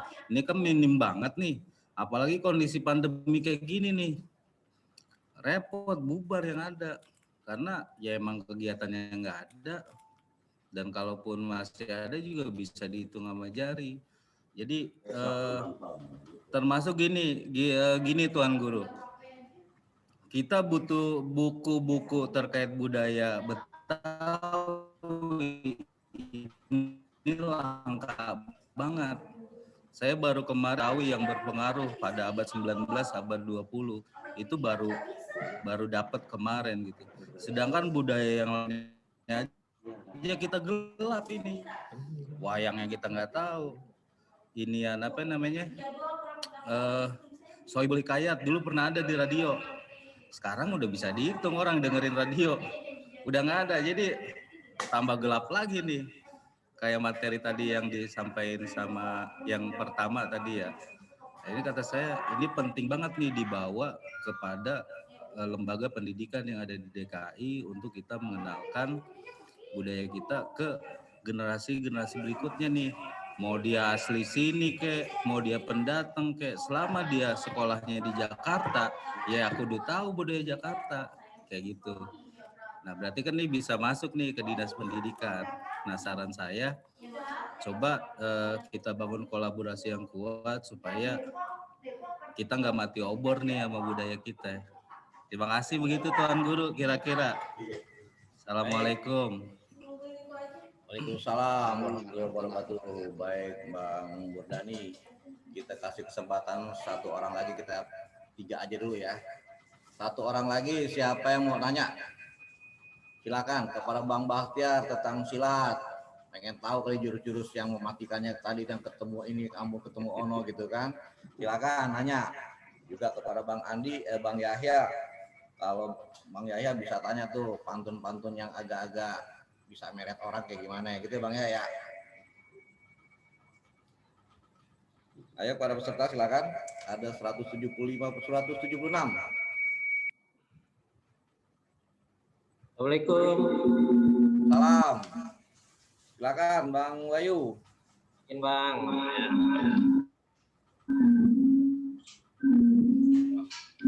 Ya, mau tanya aja nih Bang terkait dengan pemanfaatan budaya Betawi, salah satunya silat cingkrik ini. Jadi kalau di kita kan ada proses penetapan WBTB untuk cingkrik ya. Kemudian ada pemanfaatan, kemudian ada pembinaan. Saya kira proses-proses pemanfaatan dari sisi penampilan mungkin sudah pernah ada lomba-lomba dan sebagainya. Tapi dari sisi pemanfaatan untuk dipakai oleh teman-teman yang ada di sekolah atau mungkin ada latihan-latihan di masyarakat, itu gambarannya seperti apa Bang Bahtiar? Bisa nggak kasih gambaran? Sudah ada berapa sekolah yang sudah istilahnya ada listnya mereka menggunakan cingkrik sebagai sarana untuk anak-anak ekskul bela diri gitu loh Bang. Karena kan kita lihat banyak juga nih, bukan berarti kita nggak boleh yang lain gitu ya, tapi paling tidak kan ada juga di sekolah ada yang pakai pencak silat, tapi ada juga yang pakai taekwondo dalam satu sekolah. Nah ini saya mau tanya nih, sudah sejauh mana pemanfaatan cingkrik yang sudah di WBTB-kan ini sudah masuk ke sekolah-sekolah sebagai wahana ekskul. Makasih Bang, itu aja. Baik, terima kasih Bang Bayu. Waalaikumsalam warahmatullahi wabarakatuh. Bang Bayu, terima kasih. Kita langsung aja. Ada 3 pertanyaan ini untuk dijawab oleh para narasumber. Yang pertama dari Bang Sumardi. Bagaimana wayang kulit, wayang orang Betawi bila sisipan pantun di dalam wayang kulit dan wayang orang Betawi agar lebih diperbanyak lagi, apakah itu memungkinkan? Itu kepada Bang Yahya mungkin ya. Kemudian dari Bang Murdani, budaya Betawi dia merasa udah mati obor karena di zaman sekarang orang-orang dengan waktu yang ketat banyak seniman-seniman yang tidak bisa lagi mengekspresikan kesenimanannya karena udah habis waktu untuk cari kehidupannya sehari-hari gitu kan. Kemudian bagaimana melestarikan budaya Betawi di era masa kini, intinya begitulah. Dan di ekskul juga bagaimana budaya Betawi di sekolah-sekolah bisa kita laksanakan. Dan ini juga hampir serupa dari Bang Bayu, ini terutama pemanfaatan budaya Betawi dalam hal ini silat cingkrik ini kepada Bang Bahtiar. Sejauh ini sudah seberapa jauh pemanfaatan itu dan implementasinya di dalam ekskul di sekolah-sekolah. Baik, silakan kepada Bang Yahya lebih dahulu untuk menjawab pertanyaan tersebut. Silakan Bang Yahya. Terima kasih, syukron kasiron, Bang Ucon, Bang Yusron, dan terima kasih Pak Mardi bahwa memang kalau kita perhatiin memang dalang-dalang kita, dalang wayang kulit Betawi itu ya meskipun kita mendapatkan beberapa dari pertunjukan mereka menghiasinya dengan pantun, tapi memang masih tipis ya, masih tipis-tipis saja. Saya rasa itu menjadi tugas kita bersama ya Pak Mardi, barangkali nanti kalau ada kesempatan dan waktu kita mengadakan temu dalang wayang kulit Betawi di Museum Wayang di kota dan kita sampaikan sedikit workshop perihal bagaimana sisipan-sisipan pantun dalam pertunjukan-pertunjukan mereka. Bisa saja nanti kan misalnya itu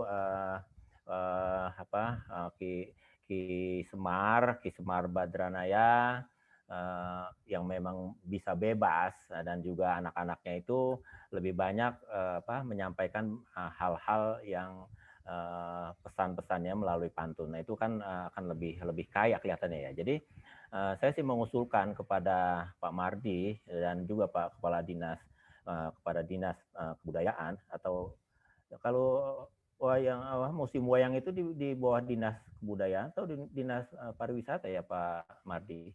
Jadi dinas menyelenggarakan ini, kita pelatihan temu dalang wayang kulit Betawi dalam rangka mengantisipasi cerita-cerita yang memang bisa dimasukin segala hal. Cerita sekarang ini cerita awar-awar ini pandemi wabah COVID-19 ini kan seharusnya memang sangat masuk di dalam semua jenis cerita, jenis dari kesenian yang muncul. Jadi pesan-pesan menjaga kesehatan, menjaga kebersihan, menjaga lingkungan itu kan memang dari dulu sih sebetulnya sudah ada. Nah, tapi akhirnya saya juga setuju dengan Pak Mardi tadi, bagaimana kita bisa memperkaya ini sehingga sinergitas kita antara pekerjaan mempertahankan pantun dengan urusan pemerintah yang sudah memberikan sertifikat pantun Betawi dalam warisan budaya tak benda, bahkan sekarang pantun kita sudah menginternasional. Jadi harus kita menyatakan, lebih sering kita menyatakan di segala tempat juga dengan pantun-pantun. Jadi saya rasa Pak Bayu, Pak Nofri, juga Pak Sumardi, pantun ini mesti ada tukang bikinnya kali ya. Nanti kalau Bapak Gubernur pengen pidato dengan pantun, diawali, diakhiri, atau di tengah-tengah ada pantun sesuai temanya, saya rasa harus ada tim yang bikinin pantun nih biar nanti dia pidato jadi lebih gurih gitu ya. Jadi tim pantun ini penting, bukan hanya dalam, kalau seni pertunjukan wayang kulit itu menurut saya satu keharusan memasukkan pantun. Karena dalam manuskrip yang ada Pak Mardi ya, yang Mahara Jagarbak Jagat itu, mau tidak mau Muhammad Bakir juga ada menyisipkan beberapa pantun yang ada pada manuskrip itu. Jadi penting sekali ada pantun ini. Ya, mari sama-sama kita bikin ya Pak Mardi. Nanti kita ada beberapa kawan yang lain yang bisa bisa mengisinya, yang lebih ahli begitu ya. Iya. Gitu Pak Mardi. Terus, siap monitor Bang Yahya. Iya, sih pokoknya kita bikin ya, nanti begitu. Dan di ini ya di forum chatting ini banyak pertanyaan nih, kalau nggak salah nih, nanti bisa. Udah hilang dari kan. Najmi nanti bisa bantu itu, lihat Najmi ya. Terus ya Pak Mardi, ya memang bukan hanya di sini ya, semuanya. Kemarin kita ada pertemuan dengan kawan-kawan seniman tradisional dari seluruh Nusantara. Ya bukan kemarin sih, kemarinan dulu gitu ya. Ya begitu keadaannya, kondisinya, yang tradisional senantiasa dipentok-pentokin, dianggapnya tidak modern, maka yang lebih modern itulah yang datang ke baru kemudian, yang kemudian digandrungi oleh kita. Memang dari zaman dulu ya Pak Murdani ya, dari zaman dulu itu memang seniman kita kan memang seniman alamiah. Dia jadi petani, jadi tukang, jadi kang gali kubur, kang gali sumur. Jadi memang itu profesinya di masyarakat ya, profesi yang ada di masyarakat. Tapi profesi yang kedua itu, profesi dia menjadi seniman itu adalah panggilan hati atau rasa tanggung jawab mereka. Karena misalnya yang kita tahu tuh terah dari kesenian topeng misalnya. Itu kan dari zaman tahun 30-an itu jelas bagaimana Mak Kinang itu berjuang memperkenalkan topeng Betawi dengan Jiun. Itu kan jelas akhirnya anak-anaknya juga diajak bagaimana. Itu kan pewarisan secara alamiah. Bagaimana dia nandak membawakan topeng tunggal, itu dilihat oleh anaknya dilihat lagi oleh cucunya dilihat lagi oleh cicitnya, dan begitu seterusnya sampai sekarang. Nah, itu dari dulu, dan memang sejak zaman dulu memang mana yang lebih kuat misalnya profesi kesenimanannya atau profesi petaninya. Tapi rata-rata memang pada saat paceklik pentas, dulu kan orang ditanggap itu, kesenian ditanggap itu kan karena ada orang-orang mau ngawinin, ada macam-macam hal yang memang perlu keriaan di dalam meramaikan resepsi perkawinannya.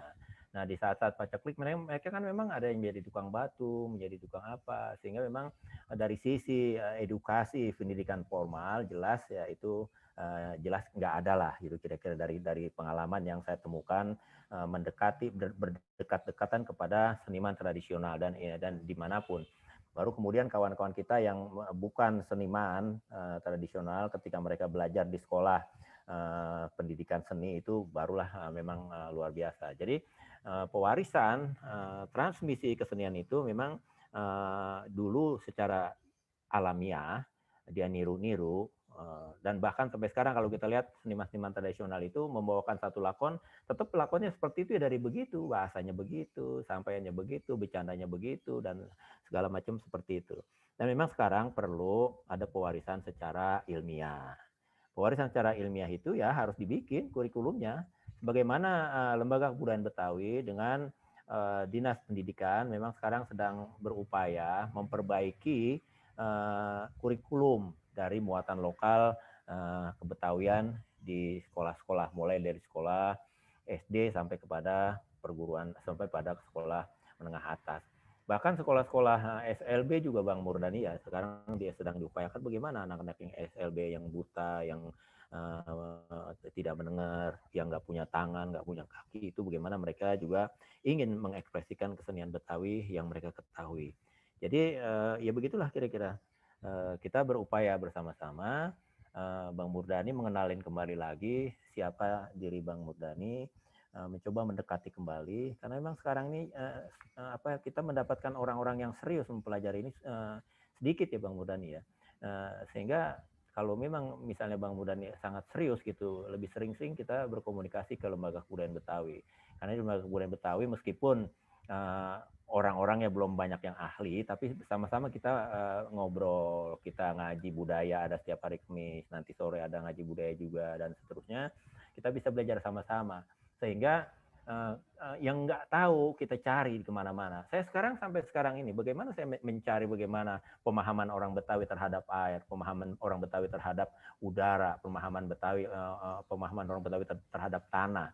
Nah, itu pemahaman Betawi terhadap regenerasi generasi muda, penciptaan anak muda yang kita kenalkan, misalnya ada roti buaya, kemudian ada sirih embun, sirih lamaran, ada petisie, ada kembang adab-adab dan seterusnya, ada sirih nanas lamaran. Itu sebetulnya kita tahu bentuknya, tetapi kita nggak tahu ceritanya seperti apa, terutama dalam cerita misalnya roti buaya, yang kita paham roti buaya seperti itu, atau banyak ragam hias yang lainnya seperti yang kita kenalkan, ada 8 ikon ya Bang Murdani yang sudah ditetapkan oleh pemerintah. Itu ada 8 ikon kebudayaan Betawi, di antaranya batik, baju sadari, kembang kelapa, kebaya kerancang, kerak telur, bir peletok, dan juga kembang kelapa, kemudian ada namanya gigi balang. Nah itu, nah gigi balang ini juga mempunyai makna khusus tersendiri dalam perspektif dunia besar dan dunia kecil. Jadi mikro dan makrokosmos itu, nah itu harus kita cari bagaimana keberadaan itu. Nah, mari sama-sama Bang Murdani kita belajar dan kita ya mencari apa yang belum kita dapat. Pasti sesuatu ada dulu, pernah ada, tetapi kita kan kehilangan. Bagaimana dulu Pak Mardi misalnya sudah memperkenalkan kepada kita sampyong. Bagaimana sampyong dan upacara sedekah pesta panen itu di kampung-kampung yang agraris.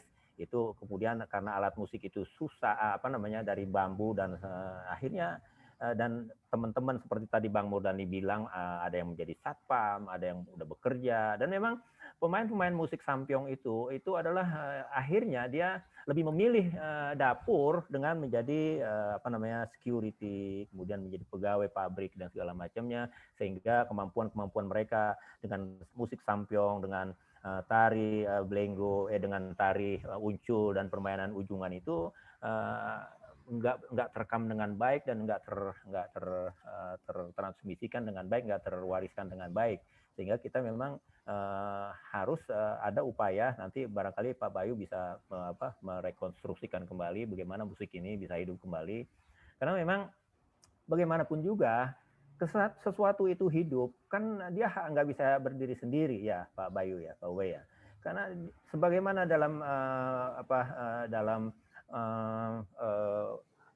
undang-undang pemajuan kebudayaan itu emang diciptakan ekosistem. Nah, kalau musik sampyong itu musik orang-orang pertanian, orang-orang petani ya, akan dimanfaatkan pada saat hasil panen kemana-mana. Nah, sekarang kita tahu kondisi di Jakarta kan sudah berubah begitu jauh. Daerah pertanian di mana yang masih ada daerah pertanian? kecuali ya dapatlah kita misalnya di Rorotan dan beberapa tempat. Tetapi itu kan pada akhirnya juga nggak begitu. Jadi ekosistem itu, bagaimana ada petani, bagaimana ada yang ditanam, bagaimana ada yang dimakan, bagaimana ada yang diupacarain dan segalanya. Jadi mari sama-sama kita melakukan itu bersama-sama Pak Mardi, Pak Murdani dan kawan-kawan. Jadi saya rasa begitu ya Pak Murdani dari saya, Bang Ucon, thank you. Thank you juga Bang Yahya.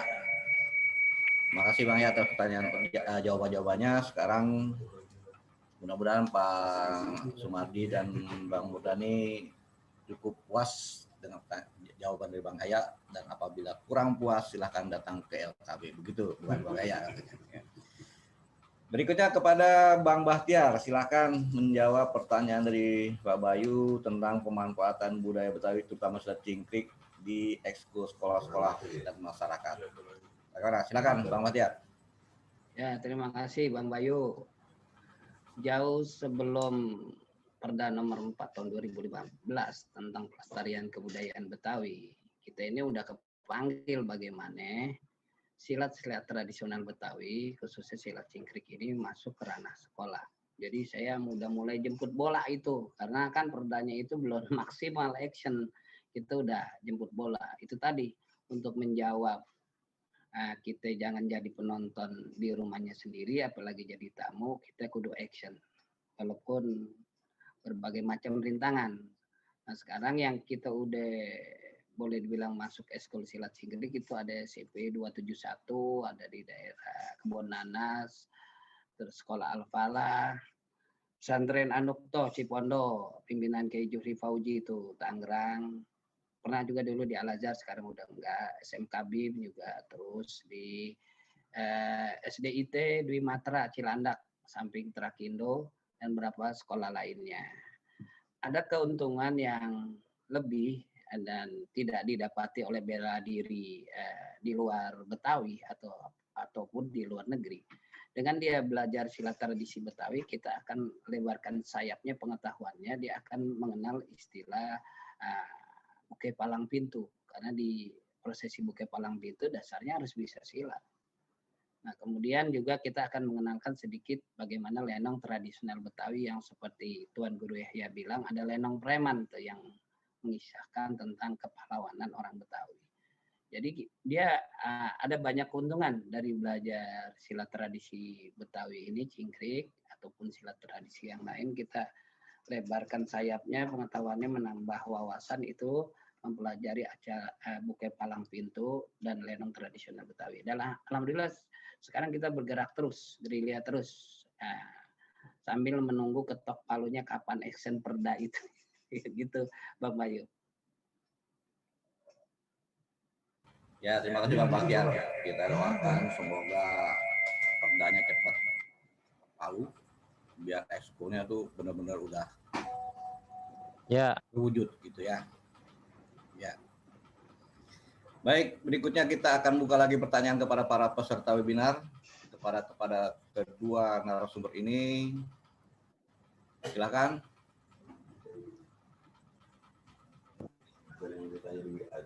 Kalau tidak ada, saya di sini juga udah banyak masuk pertanyaan-pertanyaan yang bisa saya bacakan di sini. Ada yang mau tanya nggak? Pagi Pak. Oh, Pak Sofian tadi. Waalaikumsalam. Kepada siapa nih tadi? Assalamualaikum. Waalaikumsalam. Ya, silakan Bu. Kok Hana ya? Hena Parasjana, bukan? Wah, dari SMK 14 Pak. Dari SMA? SMK 14 Jakarta. Oh, SMK 14 Jakarta. Silakan. Hana. Saya izin bertanya kepada Babe Yahya ya. Manggilnya Babe aja biar Betawi. Oke. Saya ingin bertanya mengenai pertunjukan topeng Betawinya sih Pak. Apa ada korelasi atau pengaruh dari daerah lain terhadap perkembangan pertunjukan topeng Betawi ini? Jika ada, dari daerah mana yang paling berpengaruh. Karena kan yang kita tahu tari topeng Betawi atau topeng Betawi pun di Bekasi itu ada, di daerah Tangerang pun ada. Nah itu bagaimana mereka berkembang. Itu aja Pak.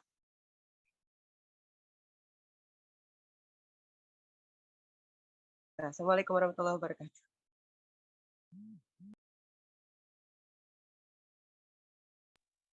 Bapak izin masih di mute. Ya, siap. Terima kasih. Terima kasih. Berikutnya, Bang Sofian Hadi tadi udah nunjuk. Ya. Assalamualaikum warahmatullahi wabarakatuh. Waalaikumsalam. Saya sebelumnya mau izin sama Bang Haji Batiar nih. Bang Haji, kenalin nama saya Sofian.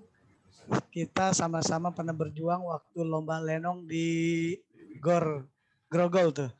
Masih ingat Bang Haji ya? Itu perjuangannya luar biasa tuh ya. Saya muridnya dari Bang Ganda Saputra. Iya Bang Haji. Jadi melihat dari perkembangan budaya Betawi ini memang khususnya di Kapuk ya Bang Haji ya. Kita sudah mulai menyusut walaupun timbul di mana-mana sanggar. Intinya tidak ada memang wadah yang benar-benar bisa menaungi dari budaya-budaya itu. Padahal dahulu kita waktu lomba lenong itu sedikit sekali untuk budaya Betawi yang berani tampil khususnya di seni bela diri. Sekarang sudah berani tampil tapi kita tidak ada nih wadah yang khusus. Padahal perdanya udah ada nih. Perda nomor 4 tahun 2015. Kita di budaya Betawi sendiri ini di Kampung Betawi nggak merasa seperti tuan rumah. Khususnya pada saat kita di ulang tahun Jakarta, itu kita nggak ngerasain cuma yang di perkotaan doang. Padahal di sana sini depan, belakang, samping, kanan, kiri, kanan itu ada beberapa perusahaan, ada beberapa mungkin rumah sakit atau mungkin perkantoran yang seharusnya di ulang tahun Jakarta itu harus ada yang namanya ondel-ondel ciri khas tarian Betawi ataupun souvenir, dan itu kalau bisa dijadikan kewajiban bagi perkantoran, instansi pemerintah, biar wilayah-wilayah tempat itu merasakan benar-benar kita sebagai budayawan ini dihargai, begitu. Kalau Bang Haji sih alhamdulillah udah maju terus nih, cuma kita di Kapuk lagi kebingungan nih Bang Haji nih. Mohon untuk arahannya nanti kita mau silaturahim nih Bang Haji. Jadi saya berharap untuk ini bagaimana biar lebih berkembang. Ya, khususnya budaya-budaya Betawi yang masuk ke dalam ekskul. Ya, ekskul. Ini sampai sekarang kebanyakan di IPSI. Kita saja jadi bingung ini. Padahal seni bela diri Betawi ini itu nggak cuma bela diri, tapi juga ada tari-tarinya. Ada tari-tarinya yang bagaimana itu adalah tampilan-tampilan sebelum kita masuk ke seni bela diri Betawi. Ya, itu kan ada nilai-nilai positif ya. Jadi orang tahunya ini untuk lenong ini kebanyakan lenong preman. Padahal kita ada tampilan tarinya Betawinya dulu. Nggak ada dangdutnya ya. Kalau yang tampilan ini kan dangdut, yang seronok lagi. Jadi nggak ada nilai edukasi kepada generasi-generasi. Saya pengen merubah nih, mungkin sama Bang Haji nih, bagaimana tampilan lenong yang ada tarian, tampilan seni bela diri, bukan dangdutan. Kalau dangdutan yang lain, jangan di acara budaya Betawi. Jadi begitu, biar lebih familiar, biar banyak tahu. Orang pendatang tahu, oh ternyata budaya Betawi nggak kasar, tapi ada edukasi. Begitu, yang nggak tahu jadi tahu. Jadi begitu aja nih. Begitu aja biar dibantu. Jadi keprihatinan aja nih ya. Betul. Iya Bang khusus dan khususnya budaya Betawi yang kayaknya udah menurut Bang Pian nggak jadi tuan rumah di rumah sendiri, gitu ya? Betul, iya Bang Isra. Baik, kemudian kita buka lagi untuk penanya ketiga, silakan. Bang Ahmad Irfan, silakan Bang Irfan. Ya, makasih. Ya, Bang Irfan. Ya. Assalamualaikum warahmatullahi wabarakatuh. Waalaikumsalam. Salam takzim buat guru saya nih Cang Haji Yahya dan Bang Haji Bahtiar. Izin bertanya, alhamdulillah ikut bergabung pada sesi webinar kali ini. Mungkin saya agak sedikit berbeda menyikapi dengan rekan-rekan yang lain. bahwa judul besar dari webinar kita hari ini kan tentang eksistensi kebudayaan Betawi pada usia Kota Jakarta yang ke-494 ya. Setidaknya ada 3 kata yang saya garis bawahi di sini, bahwa yang pertama eksistensi, yang kedua kebudayaan, dan yang ketiga usia Jakarta. Ketika kita bicara eksistensi, maka di sini kan antara ada, tiada, ataupun adanya juga ada enggak gitu kan. Nah, kemudian yang kebudayaan Betawi. Pada hari ini kita dengar bersama materi dari 2 narasumber kita yang memang sangat kompeten di bidangnya, terutama di bidang kebudayaan. Kita dengar nih tentang tradisi lisan ya, dan main pukul atau silat budaya atau silat Betawi. Tapi ketika kita bicara budaya, sebenarnya di situ ada masalah kesenian mungkin yang hari ini disampaikan. Kemudian ada masalah pakaian, kemudian ada makanan, dan ada tradisi. Jadi ketika kita bicara kebudayaan Betawi, sebenarnya skupnya cukup luas gitu. Dan mungkin sekedar saran juga, karena bicara ada tentang eksistensi budaya Betawi, alangkah lebih lebih bagusnya sekedar saran bahwa sebenarnya ada satu narasumber lagi yang memang perlu dihadirkan, sebenarnya pemangku kebijakan, karena bicara masalah eksistensi budaya juga itu kan kewajiban daripada pemangku kebijakan. Kemudian yang ingin saya tanyakan di sini kepada para narasumber kita, dan saya sudah melihat bahwa sudah sangat dahsyat ya ikhtiarnya untuk terus menjaga budaya kita, makan menyebar luaskan gitu. Nah, yang jadi pertanyaan saya di sini kepada Kang Haji Yahya, kemudian Bang Haji Bah, sudahkah atau masihkah budaya kita ini eksis gitu di usia Jakarta yang memang saat ini 494, dan kita ketahui bahwa perubahan sosial itu ya, atau perubahan budaya itu adalah suatu sunatullah gitu. Nah, tapi menjawab dari tema besar ini, masih eksiskah kebudayaan DKI di usia yang sudah cukup di 494 ini? Ya, ini secara umum ya, bukan hanya pada sisi seni saja, tetapi pada unsur tradisi. Dan mungkin seperti itu Kang Haji Yahya dan Bang Haji Bahtiar, mohon izin bertanya, kira-kira masih eksiskah kita atau sifat atau menolak budaya yang lain atau bersifat adaptif gitu ya? Karena kalau kita lihat bahwa budaya Jakarta, budaya lain, kemudian juga dia tidak menolak budaya lain, maka lahirlah satu kultur yang berbeda sendiri. Mungkin seperti itu, Bang Haji Yahya, Kang Haji Yahya, dan Bang Haji Bahtiar. Terima kasih. Baik, terima kasih Bang Irfan. Dengan pertanyaannya, kita langsung aja kepada kedua narasumber untuk menjawab pertanyaan dari 3 penanya kita tadi. Dari Hena Parajana, pengaruh daerah lain terhadap topeng Betawi, ini mungkin kepada Bang Yahya. Kemudian dari Bang Pian, ya soal keprihatinan perkembangan main pukul khususnya budaya Betawi di Jakarta, dan Bang Pian merasa sudah tidak lagi menjadi tuan rumah, jadi dia mengusulkan ada wadah khusus, dan bagaimana membuat wadah khusus itu agar main pukul Betawi di daerahnya bisa berkembang. Kemudian dari Bang Irfan mempertanyakan, masihkah budaya Betawi ini eksis di kota Jakarta yang kini telah berusia 494? Ini mungkin kepada Bang Yahya juga pertanyaan ini. Bang Bahtiar pun bisa menambahkannya. Baik, terima kasih. Silakan pada kedua narasumber untuk menjawab.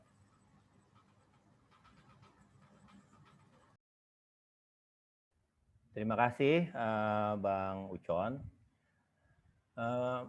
Untuk Bang Ahmad Irfan, nanti barangkali saya di sini kan di ruang virtual ini kan ada para pemangku kebijakan ya. Kalau di perkampungan budaya Betawi nanti ada barangkali bisa memberikan informasi Abang Dah Imron. Kemudian ada Pak Bayu. Kemudian nanti ada sudin-sudin lainnya. Kemudian tentu saja ada yang paling bertanggung jawab di ruangan ini yaitu Pak Nofri. Nanti bisa membantu apakah masih eksis apa enggak.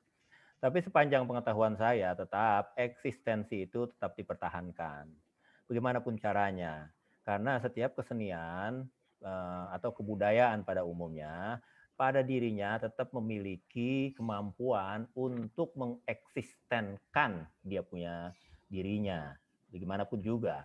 Entah berbagai macam caranya. Salah satu yang paling riskan dan paling banyak dicerca barangkali memang dengan cara mengamen. Tapi dari zaman dulu, dari masa kolonial itu, mengamen adalah salah satu cara bagaimana supaya si kesenian itu bisa eksis dan bisa bertahan di dalam gelombang kehidupan mereka yang digempur dari macam-macam sisi, dari depan, belakang, kiri, kanan, atas, bawah, bahkan akhirnya dicekek oleh kondisi-kondisi seperti itu. Tapi dia selalu mempunyai kemampuan untuk bertahan dengan segala macam risiko tentu saja.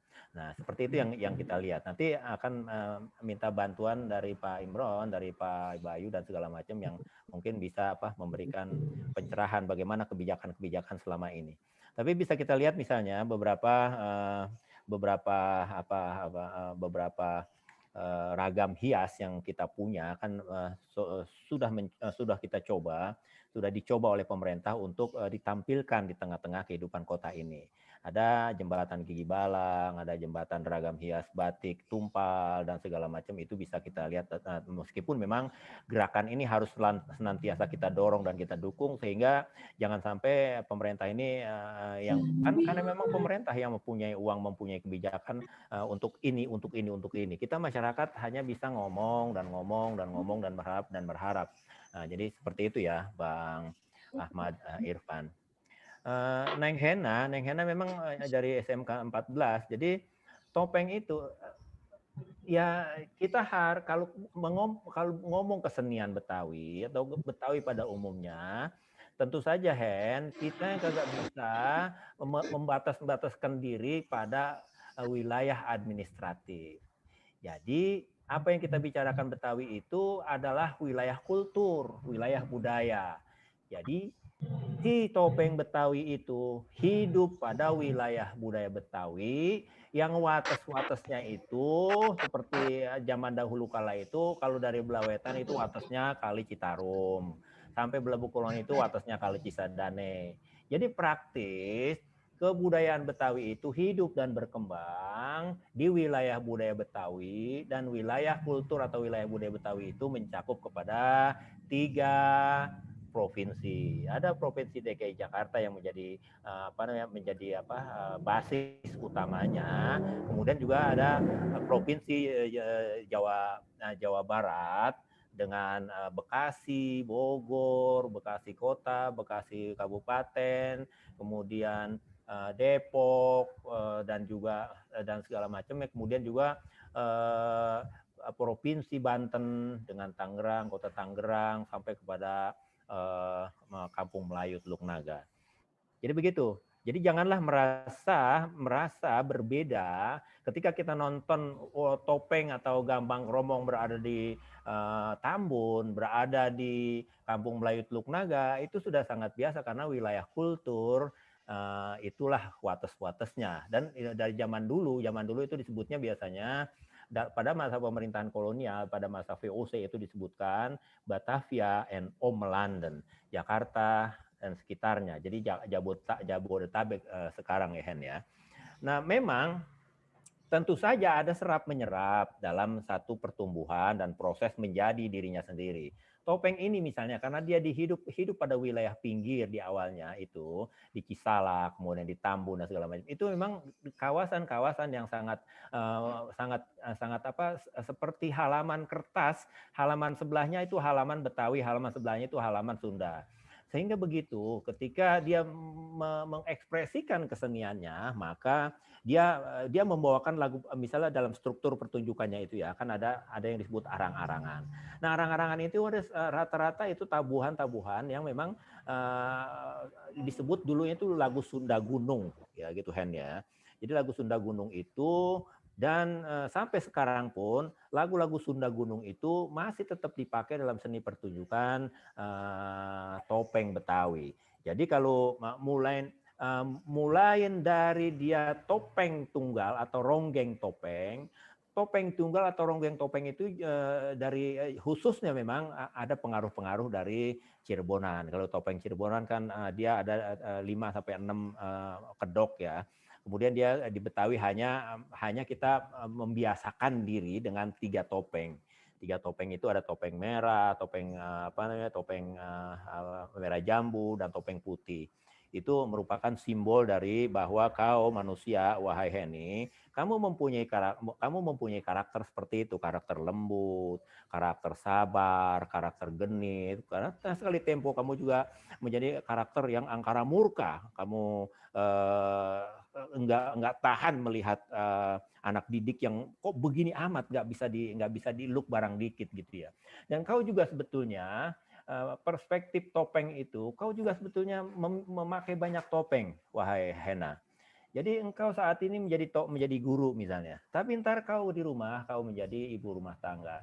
Nanti sekali waktu kau menjadi pedagang online, kau sekali waktu menjadi pengasuh anak, kau menjadi ibu, kau menjadi ini, menjadi itu, menjadi itu. Jadi dalam prinsipnya topeng itu yang memang menyerap kesenian. Dia kan diiringi oleh tabuhan topeng. Tabuhan topeng itu lebih kepada gamelan ajeng ya, gamelan ajeng. Gamelan ajeng itu dulu untuk salah satunya juga untuk mengiringi wayang kulit Betawi, wayang kulit Betawi. Jadi ketika si topeng muncul dengan arang-arangan, kemudian muncul dengan topeng tunggal atau topeng ronggeng topeng, kemudian muncul dengan lipat gandas, kemudian muncul dengan bodoran-bodoran, kemudian muncul dengan lakon-lakon itu, di samping dia menggunakan lagu-lagu mengiringi lagu-lagu disebut lagu-lagu Sunda Gunung, dan tentu saja juga memang lagu-lagu Betawi sangat penting di situ ya. Dan lakon-lakon yang disampaikan sebagaimana lakon-lakon masyarakat kesehari-hari yang ada di Jakarta dan sekitarnya. Jadi dalam pertunjukan topeng Betawi ini ada menyerap unsur dari Sunda gitu. Jadi meskipun begitu dia nggak bisa dipisahkan, dipretelin satu-satu. Misalnya rebabnya dipretelin gitu ya, itu. Jadi kalau topeng itu kan memang iringan topeng atau gamelan ajeng itu musik geseknya adalah rebab. Kalau gambang kromong itu musik geseknya adalah tehyan. Biasanya dia dipakai 3 macam, ada tehyan, kongahyan, ada sukong begitu. Jadi Hena, oleh karena itu kesenian ini muncul di wilayah budaya Betawi dan dia memang dipengaruhi oleh unsur-unsur Sunda. Jadi dalam perspektif dalam pandangan saya, si topeng ini adalah pertemuan unsur internal timur.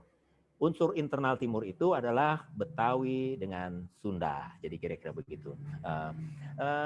Tentu saja sekarang dia ini sudah lebih dinamik ya, dinamikanya sangat luar biasa karena tari-tari yang dikeluarkan oleh koreografer baru itu justru lebih menghentak, lebih banyak variasinya ketimbang tari-tari yang tari-tari yang klasik masa-masa lalu seperti jot-jotan, si topeng tunggal, dan ada tari-tari yang lainnya yang yang menjadi sumber penggarapan tari-tari baru.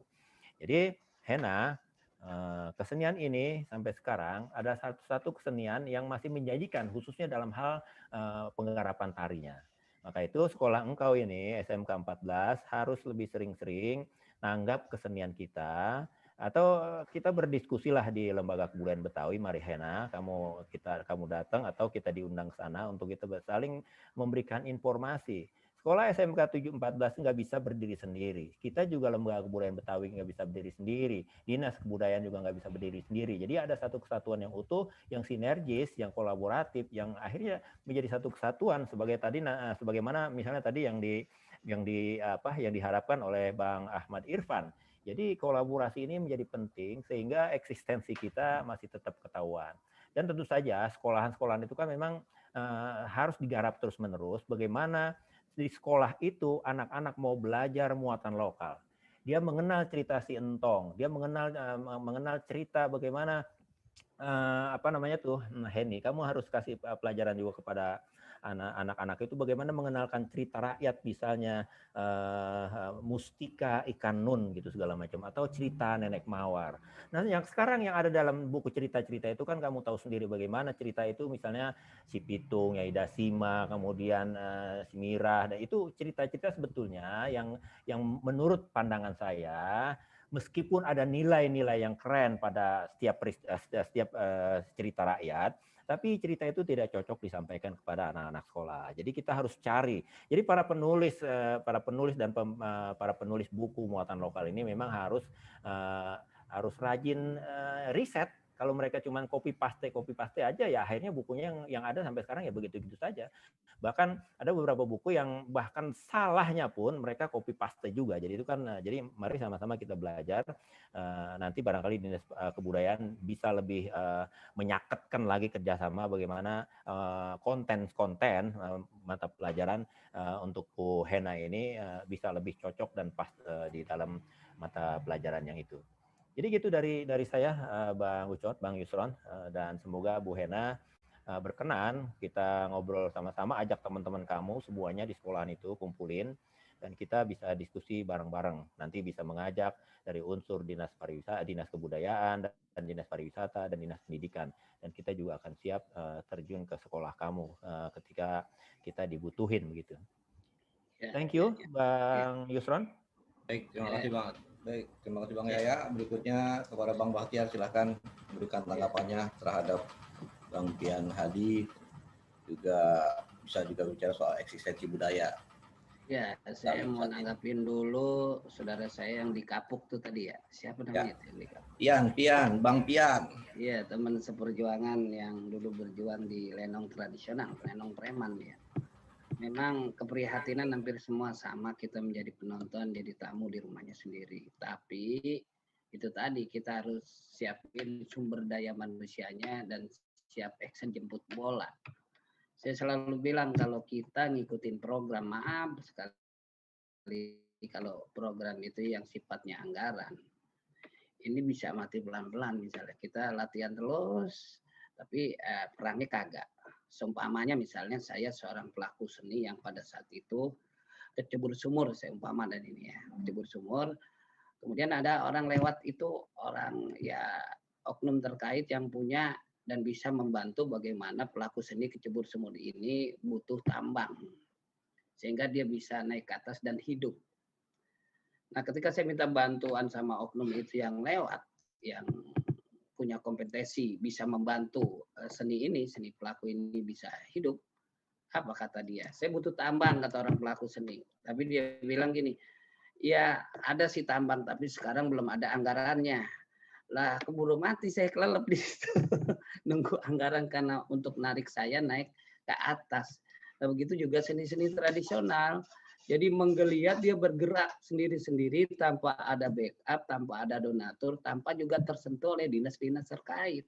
Alhamdulillah kita bergerak karena panggilan hati. Itu yang Tuan Guru Yahya bilang, panggilan hati bagaimana budaya Betawi ini tetap lestari dan berkembang. Nah, lagi-lagi sumber daya manusianya juga perlu disiapin. Jangan sampai nanti ketika maaf mungkin aja nanti perdanya sudah mulai action ketok palu, bagaimana sekolah SD harus eskulnya silat tradisional Betawi se-DKI, SMP dan SMA dan seterusnya, kita nengok kiri nengok kanan. Siapa nih yang ngajarin? Dan kita tidak mempersiapkan instruktur-instruktur muda untuk menjawab eskul itu. Dan maka dari sekarang kita harus mempersiapkan itu. Terus kita sistem jemput bola jangan patah semangat. Nah, buat Bang Irfan, eksistensinya kita seni budaya Betawi alhamdulillah terus walaupun kondisi pandemi dengan protokol kesehatan tetap kita di Roblong sendiri ada 15 perguruan silat cingkrik yang tetap eksis walaupun bahasanya latihan melulu perangnya kagak kapan tampilnya kita tetap eksis. Ada juga yang latihan rebana ketimpring, ada yang mereka mempertahankan bacaan Maulid Betawi Sarofal Anam gitu. Tetap qasidahnya juga ada berjalan gitu. Sampai-sampai eksistensi kita itu kita tunjukin sebelum pandemi itu mereka masing-masing sanggar, masing-masing perguruan itu bikin milad. Walaupun susah payah itu miladnya disediakan panggung pertunjukan. Oh, bukan main itu. Walaupun bahasanya kita cuma dapat air minum doang pulangnya, tapi berapa bisa sampai 50 atau hampir 100 perguruan atau sanggar yang tampil. Nah, bayangkan kalau di DKI ada misalnya 100 sanggar bikin milad semua.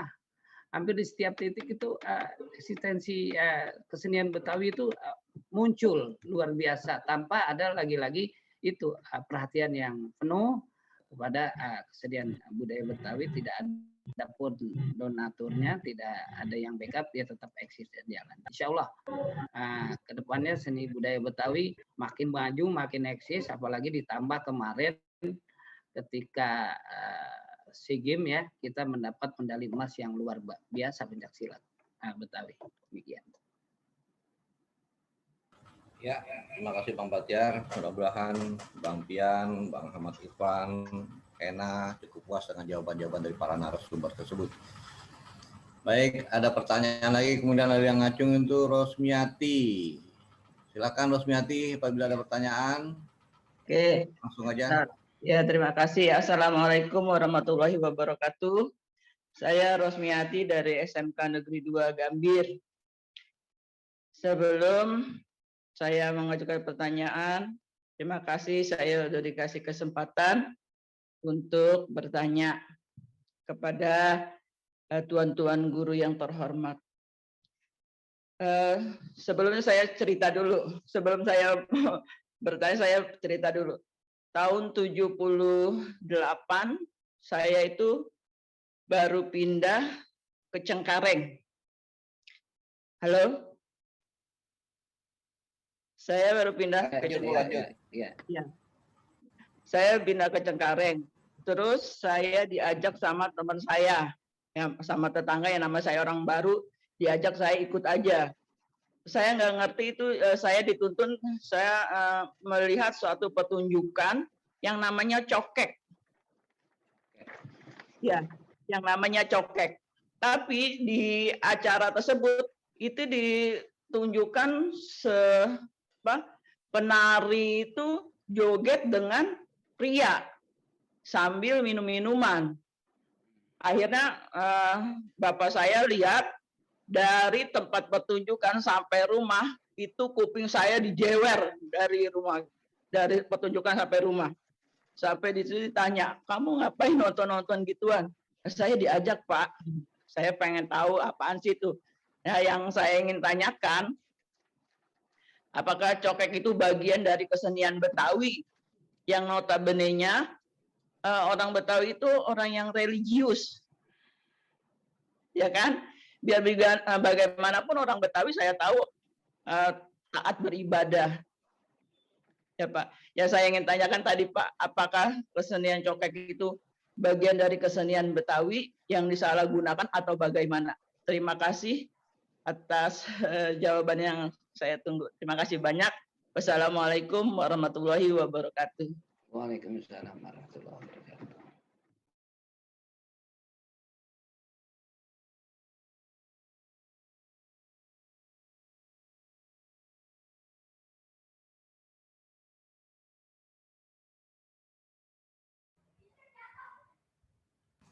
Terima kasih Bu Rosmiati atas pertanyaannya. Sebelum dijawab oleh para narasumber, saya masih menunggu dari peserta lain untuk bertanya.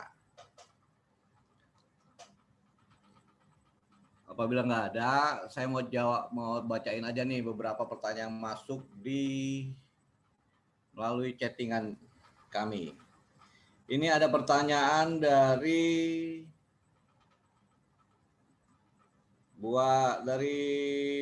Ahmad Supandi buat Bang Bahtiar. Dia nanya asal kata cingkrik itu apa ya Bang Bahtiar? Nah, itu buat Bang Bahtiar. Kemudian dari Joe buat Bang Yahya nih. Apakah sah-sah saja apabila pantun dikreasikan menggunakan bahasa asing seperti bahasa Inggris? Sah nggak tuh Bang? Misalnya pakai bahasa Cina gitu, bahasa Inggris, gimana itu?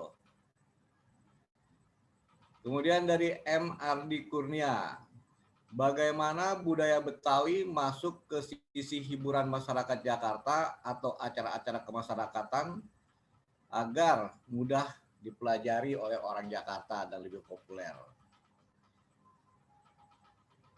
Baik, 4 pertanyaan itu aja dulu sekalian untuk dijawab oleh Bang Yahya dan Bang Bahtiar. Silakan, mungkin Bang Yahya dulu deh nanggapin Bu Rosmiati yang kayaknya galau tuh ngeliat cokek begitu seronoknya.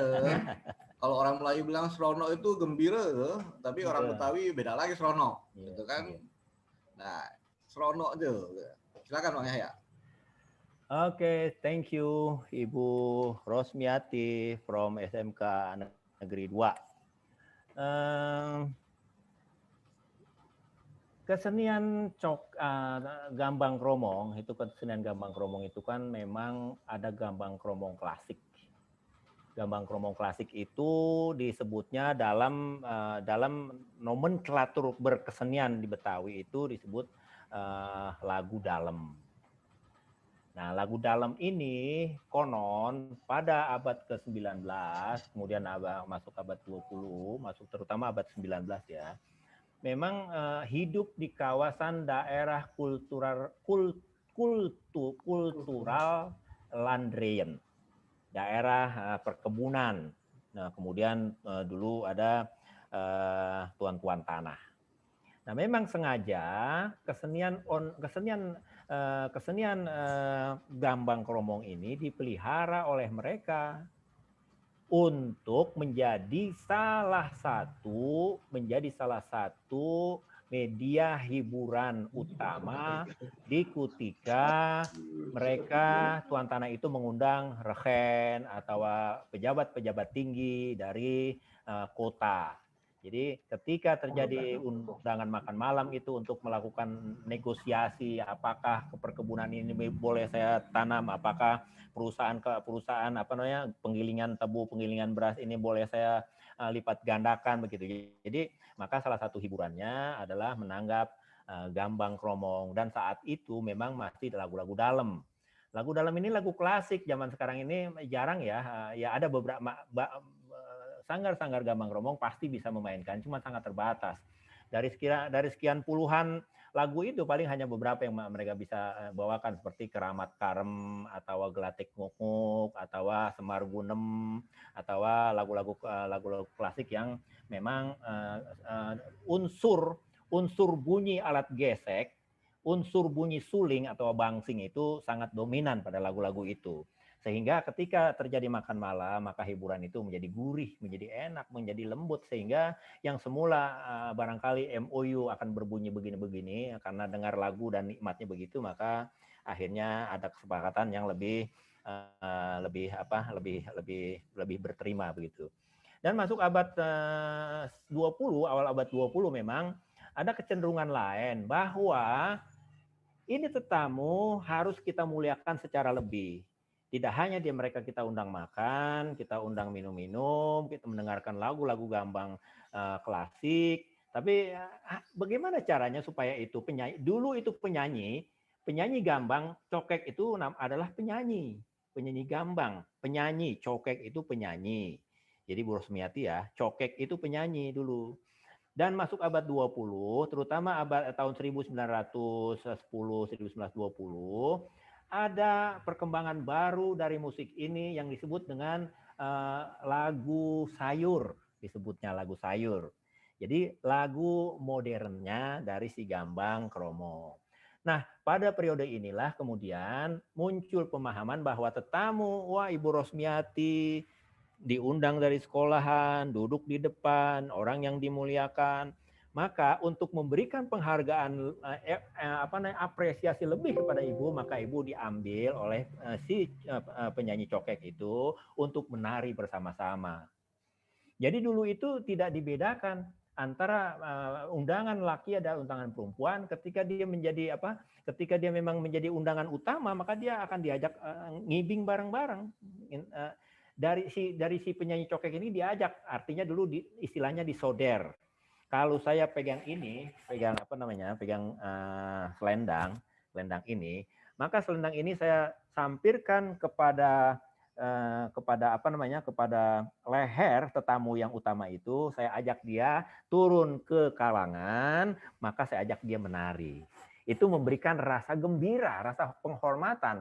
Mulailah lagu-lagunya lagu-lagu sayur, muncul Persi, muncul Setambul, muncul Jali-Jali, muncul Sri Kuning, dan lagu-lagu populer yang baru. Jadi dari lagu-lagu itu memang unsur gendang untuk menghentakkan kaki, kemudian menggerakkan pinggul, menggerakkan leher, menggerakkan tangan supaya lebih dinamik, maka muncullah lagu-lagu sayur. Begitu, Bu. Nah, adapun penghargaan saya terhadap penyanyi cokek yang mengajak saya menari, yang akhirnya penyanyi cokek berubah namanya menjadi tari cokek itu, maka saya memberikan tips kalau zaman sekarang. Tipsnya itu Bu Rosmiati ya tentu saja fulus. Maka karena memang itu hiburan, memang kadang-kadang ya, mohon maaf ya. Jadi kita cara ngamen dulu itu bebas. Kita masukin ke kutang gitu ya. Nah, maaf nih ya, kita ngomong ya harus kita ngomong kutang dong. Masa emang kita ngomong apa? Nah, jadi kita masukin ke dalam kutang. Kadang-kadang kalau saya memang mata keranjang, maka saya tuil. Saya tuil-tuilin pada bagian tertentu gitu ya. Atau kadang-kadang saya tepok pantatnya. Ada memang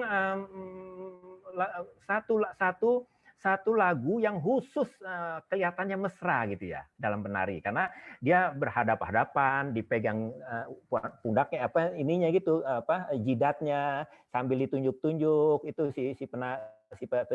si baba-baba siapa yang pernah oleh penyanyi itu, kemudian ditunjuk hidungnya juga, kemudian ditunjuk janggutnya juga, kemudian saling membelakangi dengan gerakan-gerakan pantat yang begitu asyik kelihatannya begitu. Nah, itu sebetulnya juga dalam perspektif ajaran dikatakan juga bahwa kamu wahai laki-laki harus harus ilmiah menjadi seorang laki-laki, harus punya pikiran gitu. Kamu kemudian di hidung jangan sembarangan, kemudian mulut juga jangan sembarangan, kemudian ditunjuk lagi bagian bawahnya, kamu memperlakukan anggota tubuh kamu ini jangan sembarangan, jangan kamu umbar. Sebetulnya pesannya seperti itu. Tapi karena memang yang lebih menonjol adalah bagaimana si orang yang menyawari itu dan memperlakukan si cokek itu dengan sedemikian sensualnya gitu ya, maka sehingga itulah yang kemudian dimaknai. Pada masa lalu itu justru memang terjadi konflik antara orang Islam, kaum mu'alim dengan orang Islam apaan. Jadi istilah zaman itu ya, Bu Rosmiati misalnya dari keluarga yang kaum mu'alim. Saya dari kelompok Islam apaan. Saya nonton cokek, nonton gambang kromong, saya nyawer kadang-kadang memang di meja di belakang itu kadang-kadang yang disebut seni pertunjukan itu kan memang dia dalam perspektif tradisi lisan, dia itu dikenal teks. Ada teksnya yaitu kawinan anaknya Bu Rosmiati. Kemudian konteksnya teksnya itu lenong ya, lenong atau gambang kromong. Konteksnya apa? Konteksnya ngawinin Ibu Rosmiati. Ada lagi lapis ketiganya disebut konteks. Konteks itu apa? Orang yang kondangan, orang yang nonton, orang yang main buka lapak judi koprok, ada yang orang jualan bir di belakang, orang ngestrop itu dalam pertunjukan tradisional dari dulu begitu. Kemudian pada masa sekarang memang lebih hati-hati ya. Saya barusan kemarin sebelum Covid itu tahun 2017 saya masih sempat menyaksikan beberapa pertunjukan di kampung yang memang begitu kondisinya, masih begitu, masih suka ngestrop, masih suka apa. Tapi bagaimanapun juga itu adalah kesenian kita. Itu adalah kesenian Betawi. yang memang dari sekarang sudah mulai sudah unsur-unsur yang seperti itu. Dulu ada orang yang marah kepada saya, Bang, saya dari sekolah ini, saya diajak nonton lenong seperti ini, bahasanya kagak teratur, kemudian main kemplang kepala orang pakai genteng, itu emang begitu, sampai sekarang masih begitu, bukan cuma di lenong Betawi, bukan cuma di topeng Betawi, bahkan di grup-grup kesenian di Jawa sekalipun memang kalau seni pertunjukan ya begitu, salah satu efek yang ingin mereka pertunjukkan. Tapi kemudian memang kan semakin kesini ya Bu Rosmiati, kondisi itu semakin diperbaiki. Bagaimana kemudian tari cokek diolah sedemikian rupa hingga menjadi kotebang dan segala macam, dan koreografer tari yang sekarang itu kemudian bentuk tari tari-tari dari tari-tari cokek, kalau Ibu perhatikan misalnya garapan-garapan baru itu memang sungguh luar biasa, nggak ada unsur-unsur yang kletek-kletek tadi itu, yang nyawer, yang bertujuan nyawer ya seperti biasa. Jadi kesenian cokek dia berkembang dari kesenian yang klasik, kemudian karena tuntutan situasi, kondisi, bagaimana tamu-tamu ini supaya lebih terhibur dia, maka muncullah dikenal gambang kromong modern. Nah, kemudian ada varian baru lagi gambang kromong modern yang sekarang yang sudah ada penciptanya seperti yang dinyanyikan oleh Benyamin Sueb. Nah, dari zaman dulu begitu Bu Rosmiati. Jadi saya mengakuin dan kita mengakuin kan memang gambang kita sudah ditetapkan sebagai warisan budaya tak benda, gambang kromong kita ya. Memang waktu itu kita terjadi selisih paham dengan Banten karena gambang kromongnya masuk menjadi warisan budaya tak benda dari Betawi, dari Jakarta, tetapi tari cokeknya masuk sebagai warisan budaya tak benda oleh Banten melalui Tangerang. Jadi cokek milik Banten dalam kaitan dengan warisan budaya tak benda, dan gambang kromong masuk menjadi milik kita. Tapi itu adalah satu kesatuan utuh sebagaimana tadi saya sudah ceritakan menjawab pertanyaan Bu Hena yang dari SMK 14 itu tadi. Jadi wilayah kultur kita itu adalah wilayah yang zaman dulu disebut Batavia and London, dan zaman sekarang disebut Jakarta, Bogor, Tangerang, Bekasi, dan seterusnya. Itu kira-kira. Jadi begitu Ibu Rosmiati. Ibu mudah-mudahan Ibu memahamin gitu ya. Jadi sekarang ini memang unsur, kalau Ibu nanti kalau di zaman udah normal Bu ya, saya kan punya program nonton ke kampung-kampung. Nonton seni pertunjukan ke kampung-kampung. Kalau kita panjang umur, Ibu duitnya banyak, ya Ibu nanti saya ajak dah. Amin. Alhamdulillah. Saya tunggu Pak undangannya. Jadi duit Ibu yang di bebal-bal itu Ibu jangan simpen aja. Sekali-sekali tanggap nyawer ya. Ya. Sekali-kali itu ditanggap tuh kesenian ke SMKN 2 itu kan cakep Bu. Jadi bukan cuman bagaimana Ibu harus perlihatkan bahwa genre-genre itu ada di sini. Jadi genre yang terlalu seronok, genre yang sangat Islam. Apalagi nanti kalau Ibu nanggap atau Ibu kaya. Nah, itu keren dah Bu, ya enggak? Nah, gitu kira-kira. Terima kasih banyak. Ya, Ibu Jo. Iya. Terima kasih banyak, Pak. Ya, terima kasih kembali ya Bu Rosmiati ya. Ibu Jo, tentu saja pantun itu bisa dibikin dalam berbagai bahasa. Bahkan saya kemarin juga berpikir waktu diminta menjadi narasumber di sekolah, anak-anak sekolah SLB yang gagu gitu. Nah, jadi bahasa gagu itu pun boleh disampaikan, anak-anak gagu itu yang nggak dengar itu yang pakai bahasa begini-begini itu ya harus diciptakan. Kalau misalnya tadi jalan-jalan ke pasar baru atau bismillah itu awalnya kata harus dibikin. Jadi dengan cara bahasa isyarat begitu pun sangat boleh. Apalagi memang ada bahasanya, bahasa Arab, bahasa Urdu, bahasa Inggris, bahasa apa. Jadi Bu Jo, mari sama-sama kita internasionalkan pantun kita dalam berbagai bentuk. Barangkali seperti yang tadi di awal sudah saya sampaikan, memang kreativitas anak-anak zaman sekarang, zaman generasi Z terutama ya, atau generasi A zaman sekarang ini, generasi Alpha ini, generasinya Bu Jo itu memang harus diajarkan yang model-model begitu. Jadi variasinya sekarang dia sambil bergitar, dia sambil menyanyi, sambil nge-rap, sambil dengan berbagai bahasa itu. Yang penting kan dia tidak mengkhianati pakemnya. Jadi kalau bahasa Inggris, kalau pakem kan persamaan huruf akhir. Tadi ada apa? 2 baris pertama, 2 baris akhir. Kemudian ada rima gitu, ada rima tengah, rima terakhir, rima sampurna. Kalau ada begitu itu keren sekali, Bu. Mari Bu Jo, kita sama-sama jangan sampai kita nanti sudah ditetapkan sebagai warisan budaya dunia, tetapi kita cuek bebek itu dalam hal memanfaatkan pantun ini. Thank you Bu Jo, mari sama-sama. Begitu Bang dari saya. Semoga ada kalau ada pertanyaan lagi silakan. Masih ada tuh Bang, pertanyaan dari Bang M. Andri Kurnia. Bagaimana budaya Betawi masuk ke sisi hiburan masyarakat Jakarta atau acara-acara kemasyarakatan agar mudah dipelajari orang-orang Jakarta atau bisa lebih populer lagi gitu. Rasanya semua jenis kesenian tradisional itu sudah sangat populer pada masanya ya Bang Ardi ya. Kalau sekarang ini kan memang yang lebih praktis. Nanggap lenong atau nanggap wayang kulit itu Bang Ardi ya, itu kan nggak seperak 2 perak. Jadi kalau Bang Ardi kayak tadi Bu Rosmiati yang punya duit begudang-gudang itu nggak jadi soal. Nah, oleh karena itu problem itu pun dialamin oleh orang-orang zaman sekarang, terutama di Jakarta.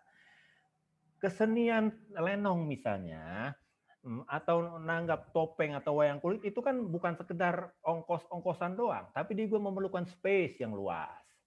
Nah sekarang, kecuali di sini ada rumah Bang Ucon, rumah Bang Yusron yang masih lega halamannya, itu dia bisa nanggap orang yang kapasitasnya 5.000 orang di depan rumahnya. Tapi kalau di depan rumah saya, maka saya pilih OT. Kira-kira kan begitu. Jadi dari zaman dulu sampai sekarang, kesenian tradisional itu udah sangat populer. Tapi memang kemudian dalam perjalanannya, dia mengalami masa-masa pahit ya. Sehingga terjadi gap pemahaman terhadap Bang Ardi misalnya. Sudah jarang nonton wayang kulit Betawi. Karena karena memang Bang Ardi nggak pernah butuh pada itu. Karena Bang Ardi nggak butuh pada itu, maka gap pemahaman terhadap kesenian ini muncul semakin besar. Kemudian juga rasa memiliki juga gapnya semakin besar. Kemudian yang lain-lain juga gap itu tumbuh jadi semakin besar jaraknya. Nah begitu, jadi kebutuhan, kenapa kesenian itu hidup? Karena memang dia di tengah-tengah masyarakat masih dibutuhkan, masih diharapkan, masih dan dari dulu sangat populer. Dari dulu sangat populer, dan memang pada masa-masa tertentu, pada perjalanannya, misalnya dari tahun 40 misalnya keroncong sangat terkenal. Kemudian lenong juga sangat terkenal. Masuk ke masa revolusi, itu lagu-lagu perjuangan sangat terkenal. Kesenian-kesenian di kampung terganggu karena perang terus-menerus sampai masa PKI. Itu kesenian tradisional juga sangat terganggu. Sesudah PKI kemudian barulah muncul kembali, terutama memang sesudah zaman Orde Baru yang Gubernur Pak Ali Sadikin sangat konsen terhadap pengembangan kebudayaan Betawi, itu menjadi terentaskan kembali banyak kesenian. Jadi kira-kira begitu Bang Ardi ya. Oleh karena itu, mari sama-sama Bang Ardi dan kawan-kawan mencolek-colek lagi, mengenal lagi, menanggap lagi. Senimannya masih ada, masih mandak, orang Betawi bilang mandak. Kapan gue akan mendapat seperti tadi Bang Bakhtiar ungkapkan, kita latihan terus. Kita beresin alat-alat kita terus, kita beresin pakaian kita terus, tapi nggak ada yang nanggap nih. Nggak ada Pak Bayu nanggap kita, dia malah tanggap dari angklung misalnya, dia tanggap tarian saman, itu kan sama juga mengkhianati kita gitu kira-kira. Itu ya kira-kira Bang Ardi ya. Ya, terima kasih Bang Yahya, terima kasih Bang Yahya atas penjelasannya. Kepada Bang Bakhtiar ada pertanyaan tadi, asal muasal kata cingkrik itu dari mana tuh asalnya tuh Bang Bakhtiar? Itu nama silat, jadi silat cingkrik. Penjelasannya Bang Bakhtiar.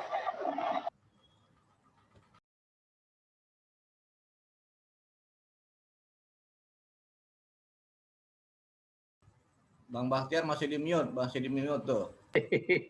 Mohon maaf. Ya, jingkrik itu diambil dari istilah gerakan yang jingkrak-jingkrik, lincah gitu ya. Sehingga di kata jingkrak-jingkrik itu diambil dengan istilah jingkrik. Nah, dia memang sekilas gerakannya seperti menari. Tapi sekali tempel, kalau bahasa jingkrik ya, tempel itu memang ukurannya detik, orang bisa jatuh dengan kelincahan itu. Demikian Bang Yusron. Baik, terima kasih Bang Bahtiar. Nah, masih kita lanjuti lagi diskusi kita pada webinar kali ini. Silakan kepada para peserta yang masih ingin bertanya, yang masih punya pertanyaan. Oke, siapa itu? Silakan. Saya lagi, Be. Oh, Bang Ruslan. Iya. Boleh dah. Ayo dah, silakan dah. Ya gini, ini kan kita udah setahun kemarin kondisinya serba virtual nih ya. Nah, kemudian kalau kita melihat beberapa budaya yang tadi udah disampaikan sama Mbak Bea ya, saya ngeliat kayak gini, mungkin yang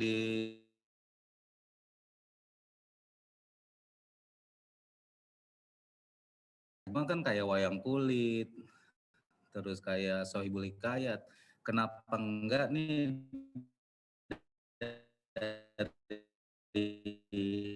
dari kita bikin aja nih channel YouTube-nya Sohibul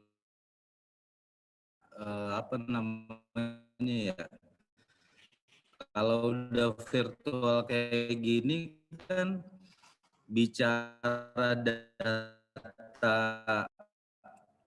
kesananya itu tersimpan di server yang sangat besar di YouTube-nya kah atau di aplikasi apakah, sehingga kita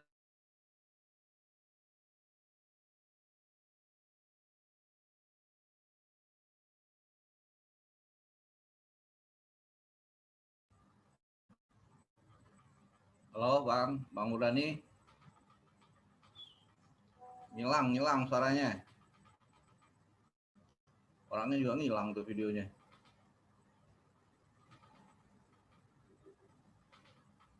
Ya mungkin ada kesalahan teknis ya, kayak TVRI zaman dulu dah. Halo.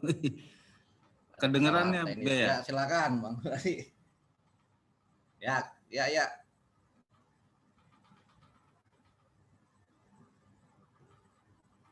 Muncul tenggelam Bang Murdani. Kesalahan bukan pada layar laptop Anda. Ya mungkin saya bisa tanggapi sedikit tuh dari Bang Murdani kalau soal channel YouTube LKB itu udah punya channel YouTube-nya, dan Bang Yahya tuh udah sering nongol di situ dengan Sohibul Hikayatnya. Beberapa kesenian lain juga sudah banyak muncul di channel YouTube-nya LKB. Silahkan subscribe, like, dan jangan lupa nyalakan loncengnya. Nah, di situ ada di YouTube-nya LKB. Bisa dilihat itu udah banyak karya-karya. Ya, Bang Murdani. Itu kalau bisa saya tanggapi sedikit kalau soal channel YouTube, LKB udah punya channel YouTube-nya.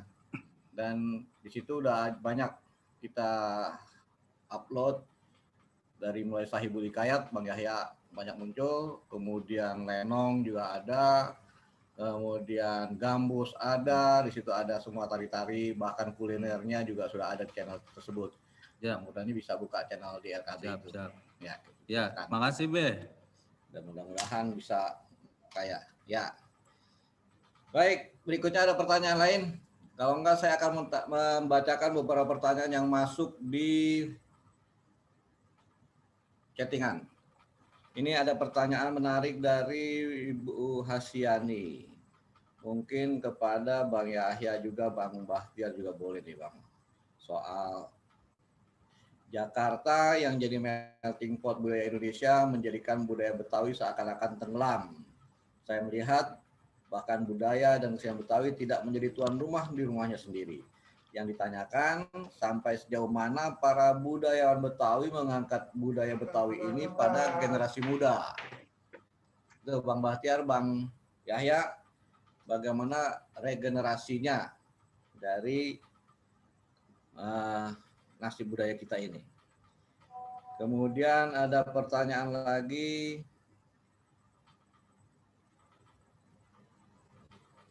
Nah, ini mungkin kepada pemangku kebijakan ini ya. Ini kampung-kampung Betawi perlu dijaga eksistensinya. Boleh di-share rencana Dinas Kebudayaan untuk menjaga eksistensi dan pengembangan kampung-kampung Betawi tersebut. Artinya kampung-kampung yang masih alamiah ya. Di tengah megapolitan Jakarta yang sudah 454.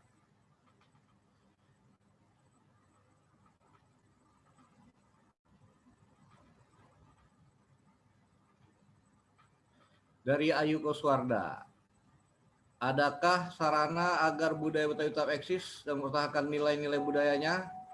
Karena saya melihat ada pergeseran nilai budaya Betawi seperti ondel-ondel sekarang yang lebih kebanyakan ngamennya daripada berkeseniannya. Oke, 3 pertanyaan itu dulu. Silakan Bang Yahya dan Bang Bahtiar menanggapi. Bang Yahya dulu deh, seperti biasa. Silakan. Bang Yahya. Iya. Terima kasih. Ibu Hasyani, apa yang tadi ya pertanyaannya ya? Ibu Hasyani ini melting pot. Melting pot itu berarti Generasi muda, soal generasi muda, bagaimana melestarikan budaya ini melalui para generasi muda. Gitu. Iya. Nah, jadi kalau ya itu tugas kita bareng-bareng ya Bu Hasyani ya. Saya nggak bisa bergerak sendiri.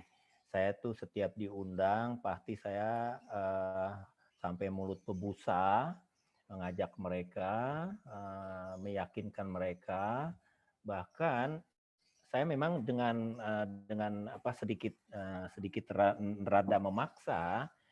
Misalnya yang terakhir kemarin saya itu menyampaikan materi di depan mahasiswa pelatihan kesenian, itu saya katakan siapa di antara kalian, nggak usah banyak-banyak semua, dari 75 peserta ini hanya 3 atau paling banyak 5 dah yang memang sangat serius mengikuti ini, sehingga saya bisa berbesar hati bahwa di kemudian hari kesenian kita masih ada yang ngerawatin. Itu dari sisi perawatan ya. Nah, kemudian kepada mereka juga saya minta, siapapun dari engkau wahai anak muda yang memang memiliki hati nurani dan identiti daripada engkau punya etnik, maka sudah sepantas dan sebaiknya engkau balik mempedulikan engkau punya mata air. Jadi kalau kita misalnya kalau kita punya kawan misalnya di sini ada Ibu Nimade Parasari misalnya, karena kan nggak jadi soal ya di sana ya.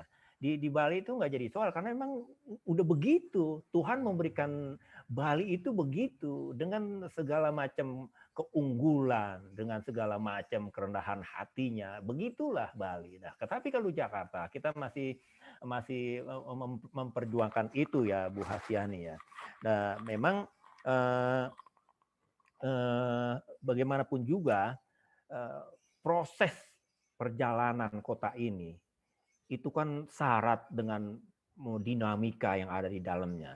Kita lihat misalnya bagaimana perebutan kawasan ini sehingga pada dirinya tumpuk menumpuk peristiwa. Misalnya apa ya, perjanjian apa misalnya yang terjadi antara kerajaan Sunda Pejajaran dengan Portugis pada saat itu. Kemudian tukar menukar apa yang terjadi dari lempengan kebudayaannya, dari lempengan peradabannya. Kemudian kita melihat juga dari sisa itu misalnya Kampung Tugu, apa yang terjadi di Kampung Tugu. Kemudian perjalanan selanjutnya kita juga bisa melihat bagaimana apa yang terjadi pada saudara-saudara kita di Kampung Sawah. Kemudian kita juga bisa melihat saudara kita apa yang terjadi Belanda Depok misalnya. Nah ini peristiwa-peristiwa yang pada gilirannya mempengaruhi proses perjalanan peradaban di kota Jakarta. yang kemudian orang-orang menyangka bahwa para budak inilah yang akhirnya menurunkan orang-orang Betawi. Perspektif itu menurut saya sih rada-rada keliru ya.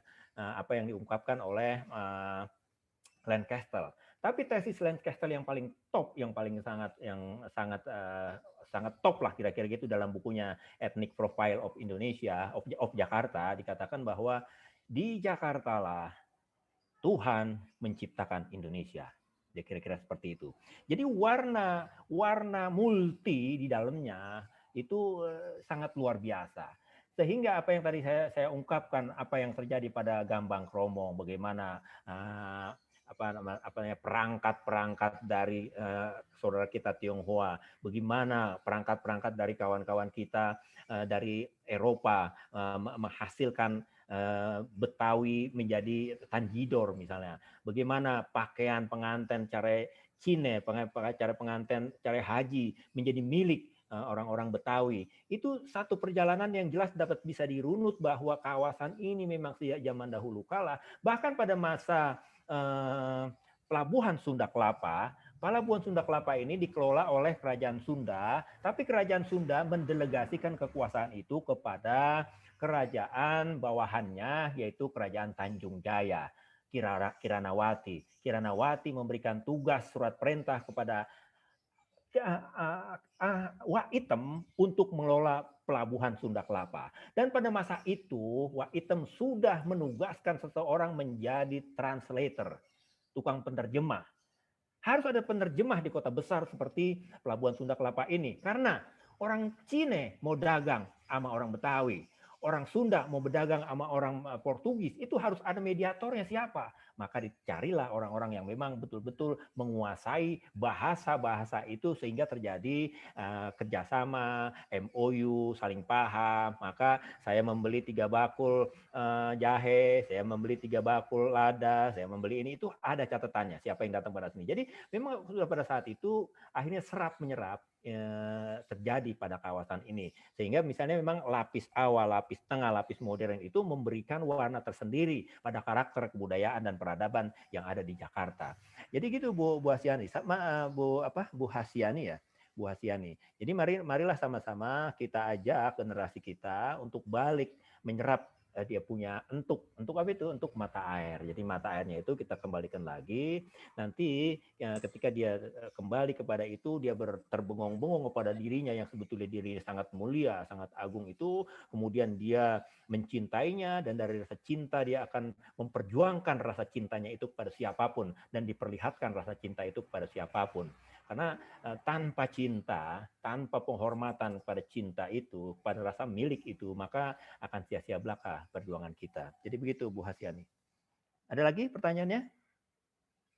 Kalau tadi kampung-kampung ya, nanti di sini kan ada Pak Imron, saya rasa bagaimana dia bisa membantu kita memberikan jawaban menghidupkan kampung kita. Tetapi di kampung saya, di Gandaria Selatan, itu kan memang kehidupan masyarakat ya biasa. Karena membatik itu pekerjaan biasa dari zaman dulu. Maka di kampung saya ada kegiatan membatik. Masak nasi uduk udah kegiatan memang hari-hari, maka ada nasi uduk. Kue gemblong masih ada. Kemudian ongol-ongol masih bisa dibikin. Kemudian onde-onde masih bisa dibikin. Kemudian setup pada bulan puasa bisa dibikin. Sayur besan kalau kita lagi mau besan, mau kawinan, masih bisa dibikin. Kue lepet, segala macam itu masih bisa dibikin. Jadi kira-kira begitulah kondisinya karena di kampung-kampung ya. Tetapi memang perubahan fisik itu memang nggak bisa kita bandingkan tahun 76 aja, tahun 70 di sini, di kampung saya itu Gandaria Selatan. Hanya ada beberapa rumah yang kita bisa melihat bahwa di sono proses bikin tahu, Bang Mijan. Di sono proses bikin oncom, Bang Mutar. Di sono ada orang-orang pendatang yang bikin tempe, itu tahun 70-an ya. Kemudian ada datang dari si Jawa nih, si Mas Kliwon, itu kalau beduk subuh itu dia udah klepak klepuk, apa yang dibikin? Bakso. Jadi dia dulu kan nggak ada gilingan kayak semodel sekarang. Nggak ada gilingan apa urutan segala macam. Jadi dia glebak, dia pukulin itu daging, nanti dia bikin bakso dan itu seterusnya. Itu masih kedengeran zaman dulu. Dan puunan juga yang kita tanam masih tetap zaman dulu. Tapi kalau sekarang perubahan demografi ini begitu luar biasa, dan tanah akhirnya bersandingan dengan harga emas ya, yang ada di Jakarta ini, apalagi kemudian di kawasan yang sekarang Bang Yusron bercokol di kawasan Kuningan itu kan menjadi kawasan segitiga emas. Jadi perubahan fisiknya itu berubah, tapi beberapa hal masih bisa kita dapatkan dari kegiatan-kegiatan di kampung. Begitu Bang Yusron.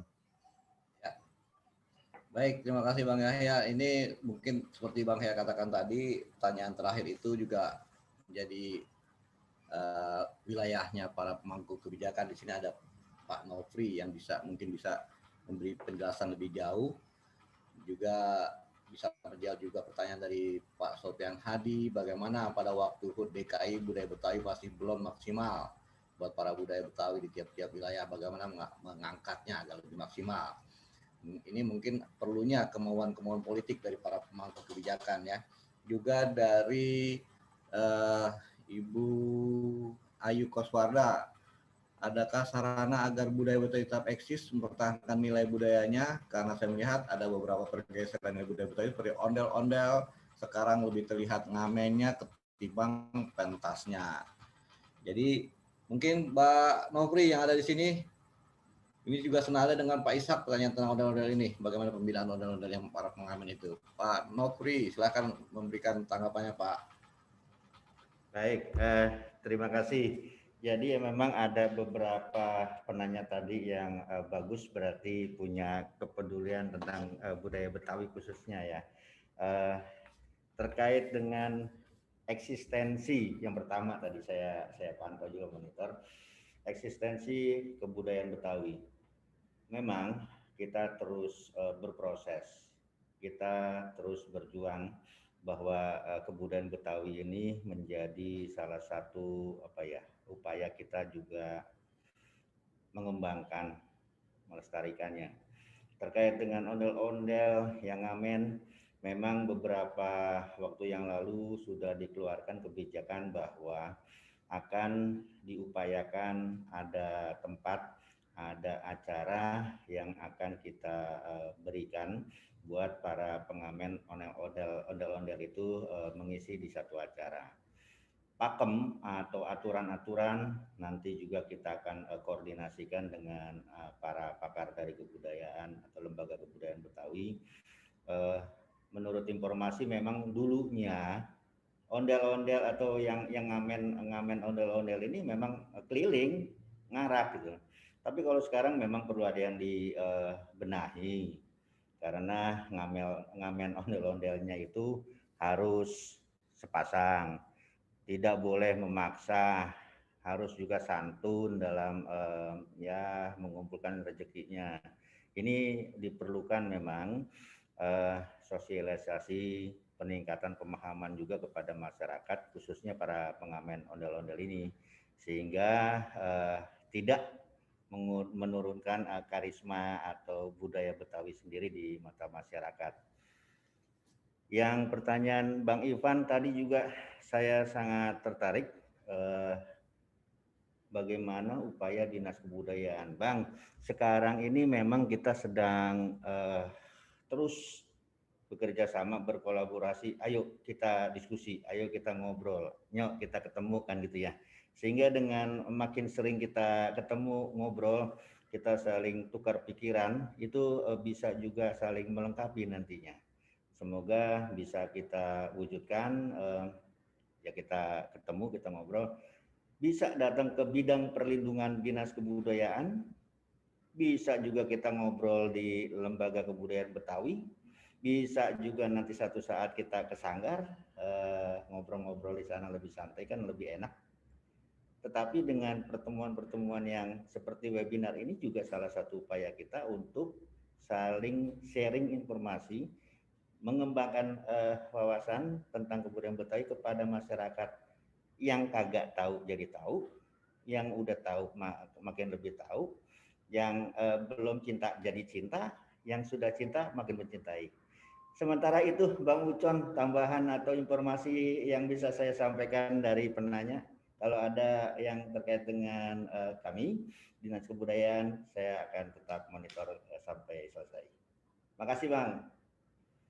Baik Bang Pak Norfi atas jawabannya, atas penjelasannya. Tapi mungkin ada satu penjelasan lain yang diperlukan oleh tadi pertanyaan tentang pembinaan kampung-kampung alamiah Betawi yang masih banyak tinggal sedikit sih, nggak banyak, tinggal sedikit di pelosok-pelosok Jakarta yang mungkin seperti kampung Mbah Yahya.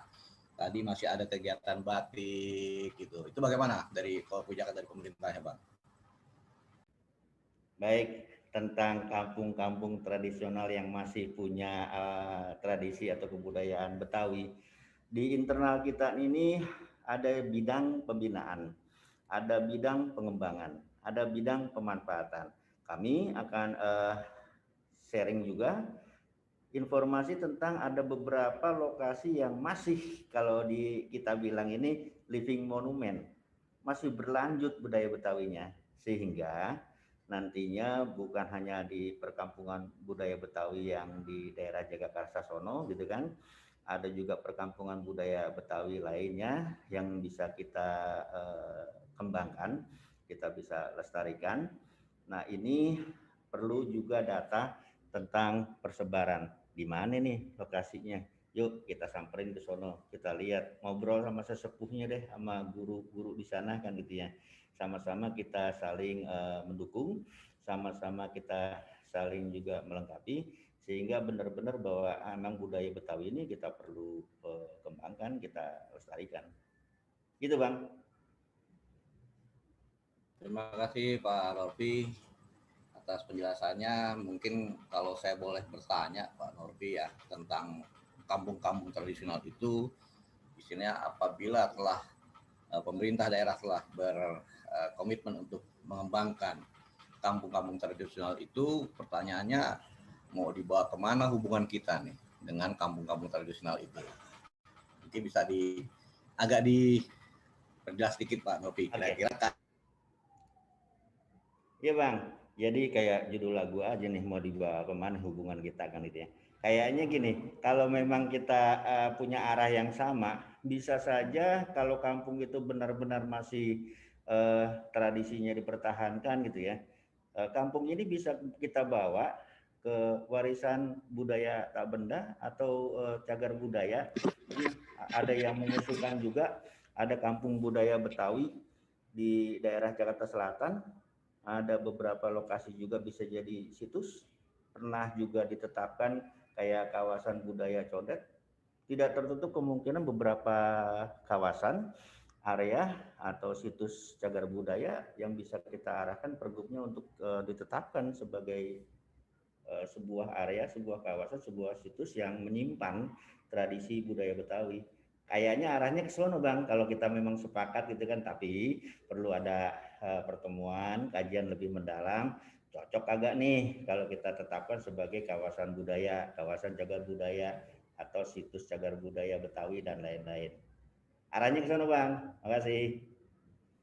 Ya, makasih, cakep tuh kayaknya sih kedengarannya, mudah-mudahan terwujud dah, ya nggak? Amin, baik, amin.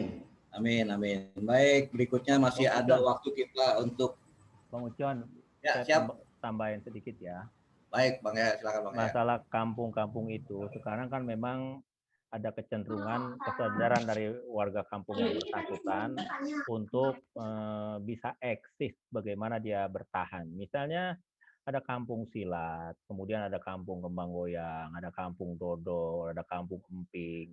Itu memang harus kita harus kita dorong sehingga kegiatan-kegiatan kita kegiatan kawan-kawan kita di Condet itu kan komunitas-komunitas di Condet itu bukan hanya emping, bukan hanya dodol, bukan hanya kali, bukan hanya tanaman-tanaman yang ada di situ. Itu memang harus kita monitor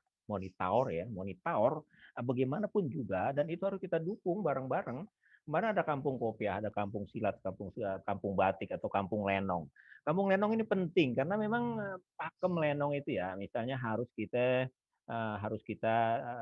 tetap menjadi lenong lenong topeng itu kan harus kita tahu lenong itu apa, pakemnya seperti apa.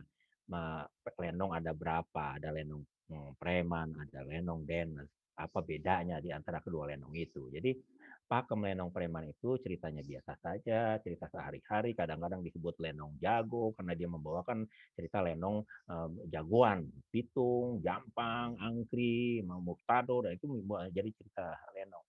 Dan dia harus diiringi musik gambang kromong.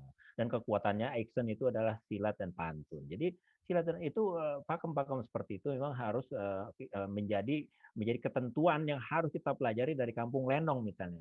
Bagaimana dengan kemudian nanti barangkali akan muncul kampung lenong karena memang di situ ada beberapa sanggar lenong yang mengajarkan anak-anak untuk berkesenian lenong. Lenong itu kan banyak unsurnya, ya unsur silat, unsur pantun, unsur musik, unsur tari, unsur lakon, unsur panggung, unsur lukisan untuk latar belakang kalau secara tradisional gitu ya. Dan bagaimana pakem lenong Denes misalnya. Bagaimana kalau kita nonton lenong Denes di zaman sekarang kan misalnya kita nggak bisa membedakan apakah ini benar lenong Denes apa lenong preman karena lenong Denes itu utamanya yang paling utama adalah bagaimana dia memanfaatkan bahasa Melayu Betawi tinggi gitu. Jadi nggak ngomong sembarangan, nggak lu begua. Jadi ayahanda, adinda, tuanda, hamba ingin menyampaikan. Jadi seperti apa yang ditulis dalam hikayat-hikayat yang ditulis oleh Muhammad Baqir, jadi bahasanya begitu. Syahdan, ayahanda, bagindaku, tuan muda dan segala macam. Jadi nggak ngomong belu begua.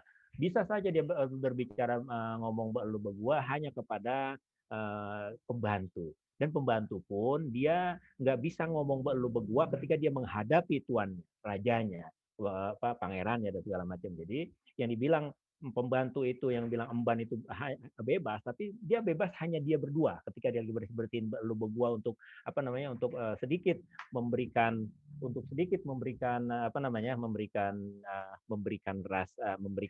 pencairan di situ. Tapi tetap dia itu jula-juli bintang 7 bagaimana dia dibawakan dan seterusnya. Jadi kampung-kampung ini wajib kita dukung kecenderungan pada kampung itu karena barangkali kalau dulu kan misalnya kita mengenal kampung-kampung begini itu dengan namanya ya Pak Nopri ya.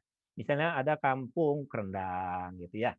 Ada kampung kampung rambutan, kampung segala kampung kebon siri, kampung kebon kosong, kampung kebon rubuh. Yang kagak enak emang kampung pesing ya. Ya Bang Yusron ya. Kalau kita masuk ke kampung itu, kalau orang semuanya pada pesing kan kagak enak. Jadi kira-kira gitu. Jadi kampung-kampung ini penting karena memang eksistensi kegiatan-kegiatan masyarakat adanya di kampung. Jadi kira-kira begitu. Anak-anak bisa main petak umpet dari kampung, bisa belajar alif-alifan dari kampung, begitu kira-kira. Tambahan dari saya Pak Nopri. Ya. Baik, terima kasih Bang Yahya. Bang Bahtiar mungkin masih mau ngasih tanggapan tentang kampung-kampung karena kebetulan Bang Bahtiar ini berasal dari Kampung Rawabelong yang dulu dikenal sebagai Kampung Jawara dan juga Kampung Kembang-Kembangan tuh ya. Banyak orang jualan kembang tuh sekarang tuh kan. Nah itu gimana Bang Bahtiar sebagai orang yang punya kampung? Bandeng ya benar. Iya. Jadi Rawabelong tuh alhamdulillah boleh dibilang banyak julukan di Rawabelong karena pertama dia punya aset bunga terbesar di ASEAN tuh, pasar bunga di Rawabelong. Nah, terus untuk keseniannya bela dirinya itu hampir ada 15 perguruan silat itu masih eksis. Jadi kalau tiap malam Rebo tuh bunyi dia tuh ketepak-tepok tuh habis sisa hampir setiap gang itu. Nah, terus juga Rawabelong dijuluki kampungnya Jawara karena emang dulu tempat isi pitung di situ. Kemudian ada juga Haji Gatar, ada juga Muhammad Item di situ juga dari Rawabelong. Kampungnya Kiai karena ada guru Karim dulu situ. Kalau sekarang kan Kiai Haji Abdul Karim. Kalau dulu kalau nggak salah orang Betawi manggilnya itu lebih pada Tuan Guru. Ada Guru Marjuki, Guru Mansur, Guru Megeni, Guru Karim. Nah di Rawabelong ada itu Guru Karim, bahkan ada makamnya terawat rapi, luar biasa. Juga boleh dijuluki kampung kuliner karena nasi uduknya habis maghrib tuh berjejer itu dengan harga yang berbeda tapi habis semua. Masya Allah luar biasa. Nah sampai sekarang itu masih ada. Kalau kita mau beli kue dongkal, terus lagi kue pepe, jadi ada walaupun dia tidak seperti pedagang yang buka tutup, pagi buka, terus sore tutup. Tapi kalau kita pesan ada di Roblong. Alhamdulillah. Pengajian-pengajiannya pun setiap habis maghrib masih tetap berjalan seperti layaknya dulu-dulu gitu, walaupun tidak semarak dulu gitu ya. Tapi kita habis maghrib itu tetap konsep orang Betawi itu kan ngajinya nggak naik di atas mobil dia bawa bendera. Orang Betawi ngajinya itu datang terus dia buka kitab. Ada yang ngaji nguping, ada yang ngaji kitab, ada juga yang ngaji alif-alifan. Sampai sekarang tuh masih bertahan di Kampung Roblong. Mestinya memang ada kampung-kampung apa ya yang istilahnya yang dinobatkan atau di garis stabilo bahwa ini masih layak sebagai kampung Betawi, misalnya Kampung Gandaria ditetapin sebagai kampung Betawi, Kampung Roblong, Tenabang gitu, mesti ada itu gitu. Ya, terima kasih Bang Bahtiar. Tanggapannya cakep banget tuh. Sayang saya udah gak punya kampung Bang Bahtiar. Jangan pahlawan kampung kita. Iya. Ya, baik. Kita lanjut lagi diskusi ini. Saya akan membacakan beberapa pertanyaan. Satu pertanyaan buat Bang Bahtiar. Ini dari Raffi Aufa. Ya. Bang Bahtiar, tadi kan dibilang kalau Pencaksilat Betawi jarang yang masuk IPSI karena IPSI banyak aturannya. Sementara di Silat Betawi dikatakan apa aja diserang nggak pandang apa. Nah, adaptasinya gimana tuh? Supaya Silat Betawi juga bisa mentas di IPSI atau di pentas-pentas lain yang kira-kira. Kemudian pertanyaan buat Bang Yahya.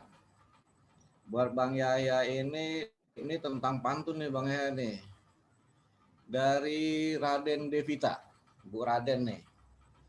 Dari SMA Negeri 22. Tentang pantun. Untuk baris ke-1 dan baris kedua, ini teknis nih Bang Yahya nih kayaknya. Sebagai pengantar bunyi atau sampiran pantun. Idealnya untuk pantun Betawi, apakah harus berkaitan dengan budaya Betawi? Pertanyaan kedua, apakah ada saran agar pembelajaran pantun di kelas lebih mudah dan menarik bagi siswa? Silakan, Bang Bahtiar dulu boleh jawab pertanyaan Bang Afli tadi soal Pencaksilat. Ya, karena emang banyaknya silat tradisional, hampir berapa persen lah di atas 50% itu yang masih tidak mau merapatkan diri ke dalam barisan IPSI yang notabene boleh dibilang di situ ada sebuah karya prestasi ya dan dilombakan gitu. Ketika PON dilombakan, ketika SEA Games dilombakan. Nah ini kita pesilat tradisional ini memang harus mau tidak mau mengikuti aturan main apa yang ada di IPSI dan harus lentur lah kalau orang bilang. Jangan dengan egonya gitu. Karena kalau dengan egonya dia harus dengan gaya tempo dulu, yang saya bilang sambut jadi, bisa jadi patah, jadi keselio, jadi mati, repot nih urusannya kan gitu. Satu. Juga kalau kita lihat memang kaidah-kaidah di IPSI ketika dia buka kembang silatnya, ketika dia mau tampil dengan fight gitu ya, bertarung, memang udah sedikit hilang gitu warna-warna tradisi di tradisional silat Betawi khususnya. Tapi kan ada juga di IPSI yang melombakan silat baku yang dikemas dalam beberapa jurus aliran silat yang ada yang masuk di IPSI yang dilombakan. Jadi kuncinya kita mau nggak mengikuti aturan main yang sudah ada di IPSI. Kalau kita mau ya kita ikut bersinergi dan ikut juga berkarya dan berprestasi. Itu Bang Ucon. Bang Bahtiar penjelasannya, mudah-mudahan kenan buat Bang sampai tadi yang nanya Rafli ya. Bang Yahya, silakan Bang Yahya. Tanggapi pertanyaan tadi dari Bu Devita soal pantun, itu sedikit teknis kayaknya. Ya, thank you Bu Devita. Jadi pantun Betawi itu nggak harus isinya tentang Betawi. dulu buku-buku pantun, buku-buku syair yang terbitkan pada abad 19, akhir abad 19, ada yang bercerita tentang misalnya pantun percintaan, pantun kapal rusak, pantun kedatangan Maharaja Siam ke tanah Betawi. Jadi isinya seperti itu. Jadi nggak harus. Jadi tetapi memang idiom-idiom kepantunan yang terkait dengan yang dapat bahwa dikenali itu sebagai pantun Betawi tentu saja tanda-tandanya itu kan ada tanda, ada penanda, dia bisa menyebut satu kampung, dia bisa menyebut satu ikon yang ada di Jakarta, Monas, apa segala macam. Itu bisa dikatakan seperti itu.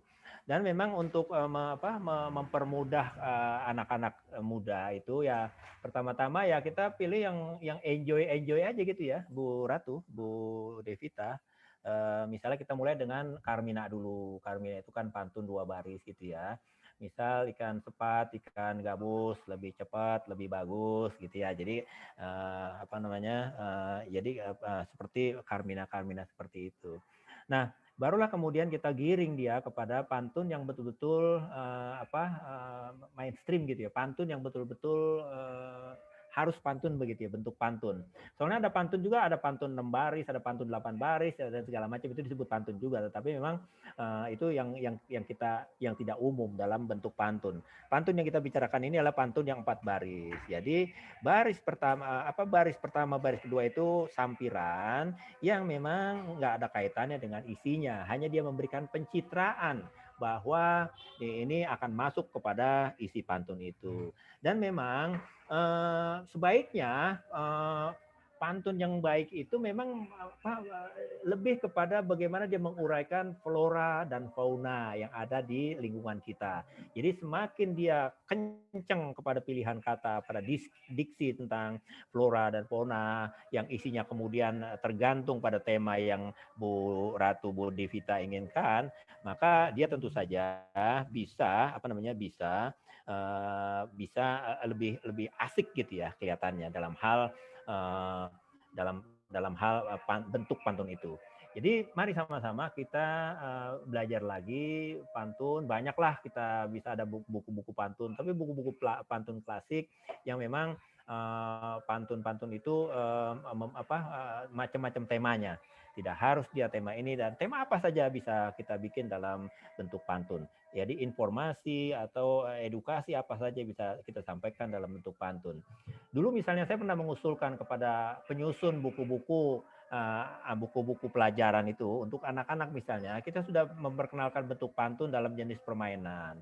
Jadi kita mengajak anak-anak bermain, mengajak anak-anak bersih-bersih, mengajak anak-anak nyapu, mengajak anak-anak cium tangan, mengajak anak-anak menghargai, menghormati ibu gurunya itu dengan bentuk-bentuk pantun. Jadi pantun itu sudah sejak dini kita ajarkan kepada mereka. Jadi gitu Bu Ratu, Bu Devita, dan Bang Yusron, dan saudara jamaah virtualiah yang hari ini mengentengkan kaki sudah hadir di ini ruangan. Begitu.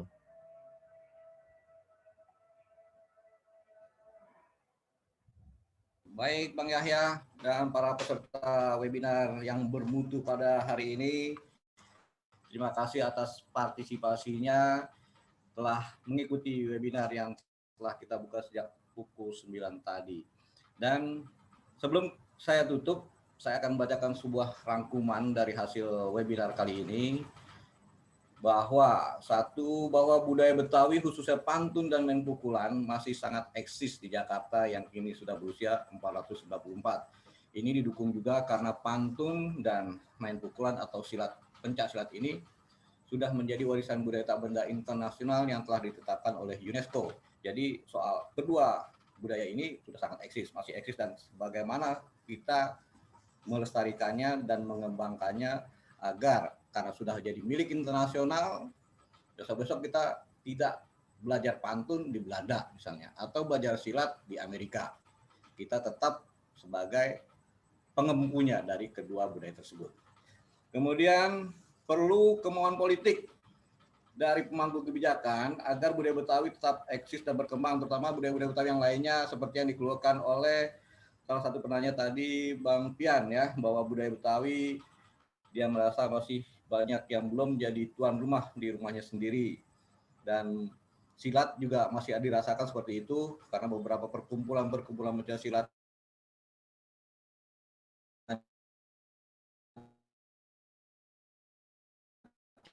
cara-cara yang sangat tradisional, tidak ada kesinambungan dengan regenerasi berikutnya.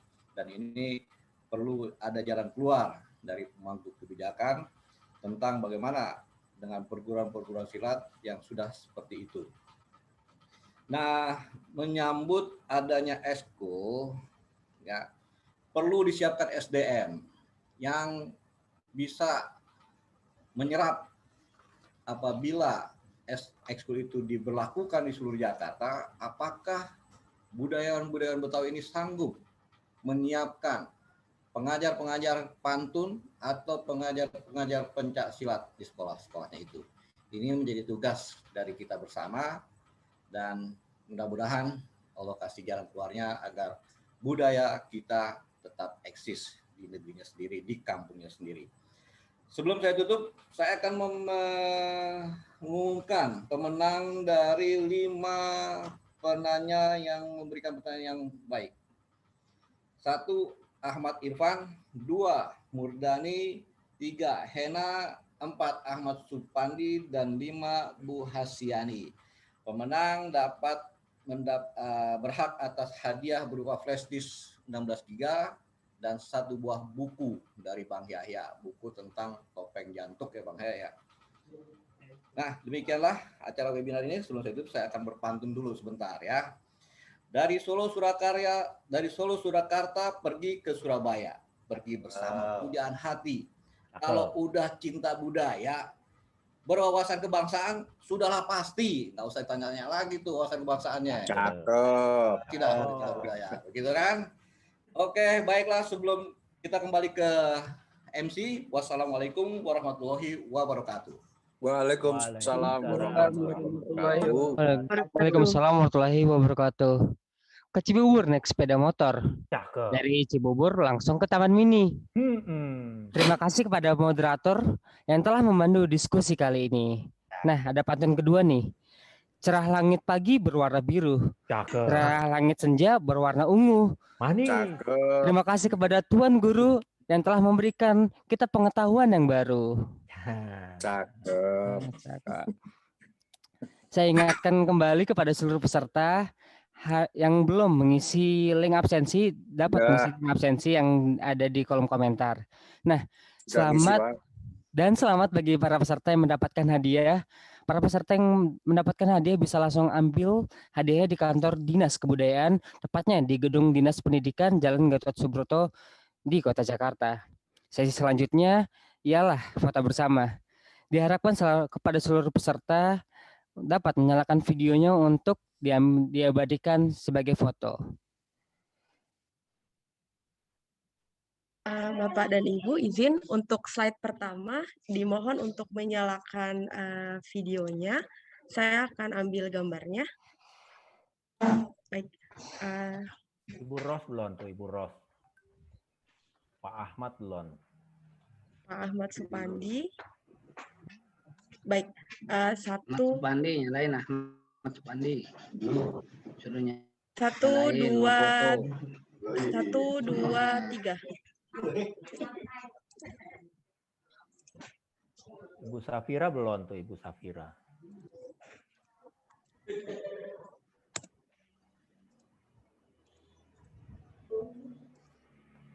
Baik, slide yang kedua. Baik, Bapak dan Ibu. 1, 2, 3.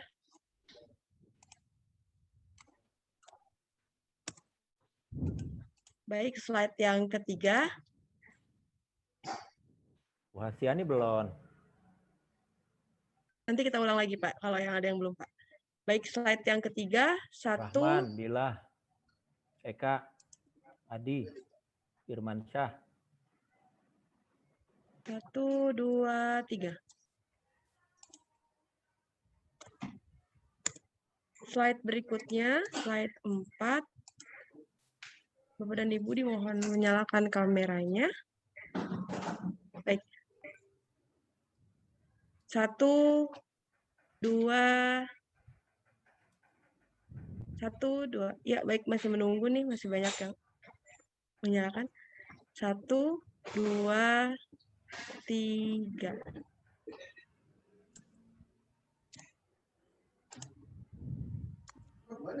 Oke, slide ke-5.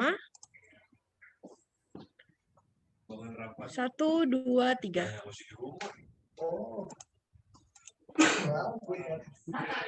Slide terakhir, slide 6.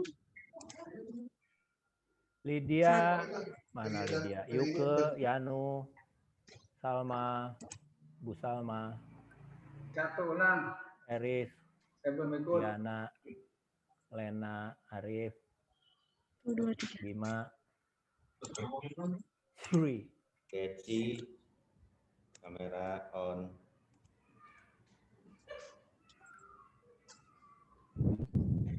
Baik. Tadi ada yang mau diulang Pak Yahya? Kayaknya udah semua ya Pak ya. Udah, yang ini yang terakhir belum banyak pada buka nih dia. Yang Ya. pertama juga nih. Yang pertama baik, yang pertama sama yang slide kedua ya. Ini udah on semua nih. Slide pertama 1, 2, 3. Slide kedua 1. Slide kedua 1, 2, 3. Oke, baik. Sudah selesai. Saya kembalikan ke MC. Terima kasih. Baik, terima kasih kepada kepala dari Dinas Kebudayaan yang telah mengambil gambar untuk keperluan pada hari ini. Izinkan saya memberikan sebuah pantun penutup nih. Si Pitung rumahnya di Jakarta. Mantap. Di Jakarta makan soto Betawi. Yuk mari jaga budaya kita. Kalau bukan kita, siapa lagi? Hidup Betawi. Mari. Hidup budaya Betawi, Pak. Salam Betawi. Assalamualaikum. Semoga acara ini dapat memberikan manfaat dan keberkahan bagi kita semua. Aye Najmi selaku MC meminta maaf jika ada kesalahan dalam penyampaian dan perbuatan. Akhir kata, wassalamualaikum warahmatullahi wabarakatuh. Waalaikumsalam warahmatullahi wabarakatuh. Waalaikumsalam warahmatullahi wabarakatuh.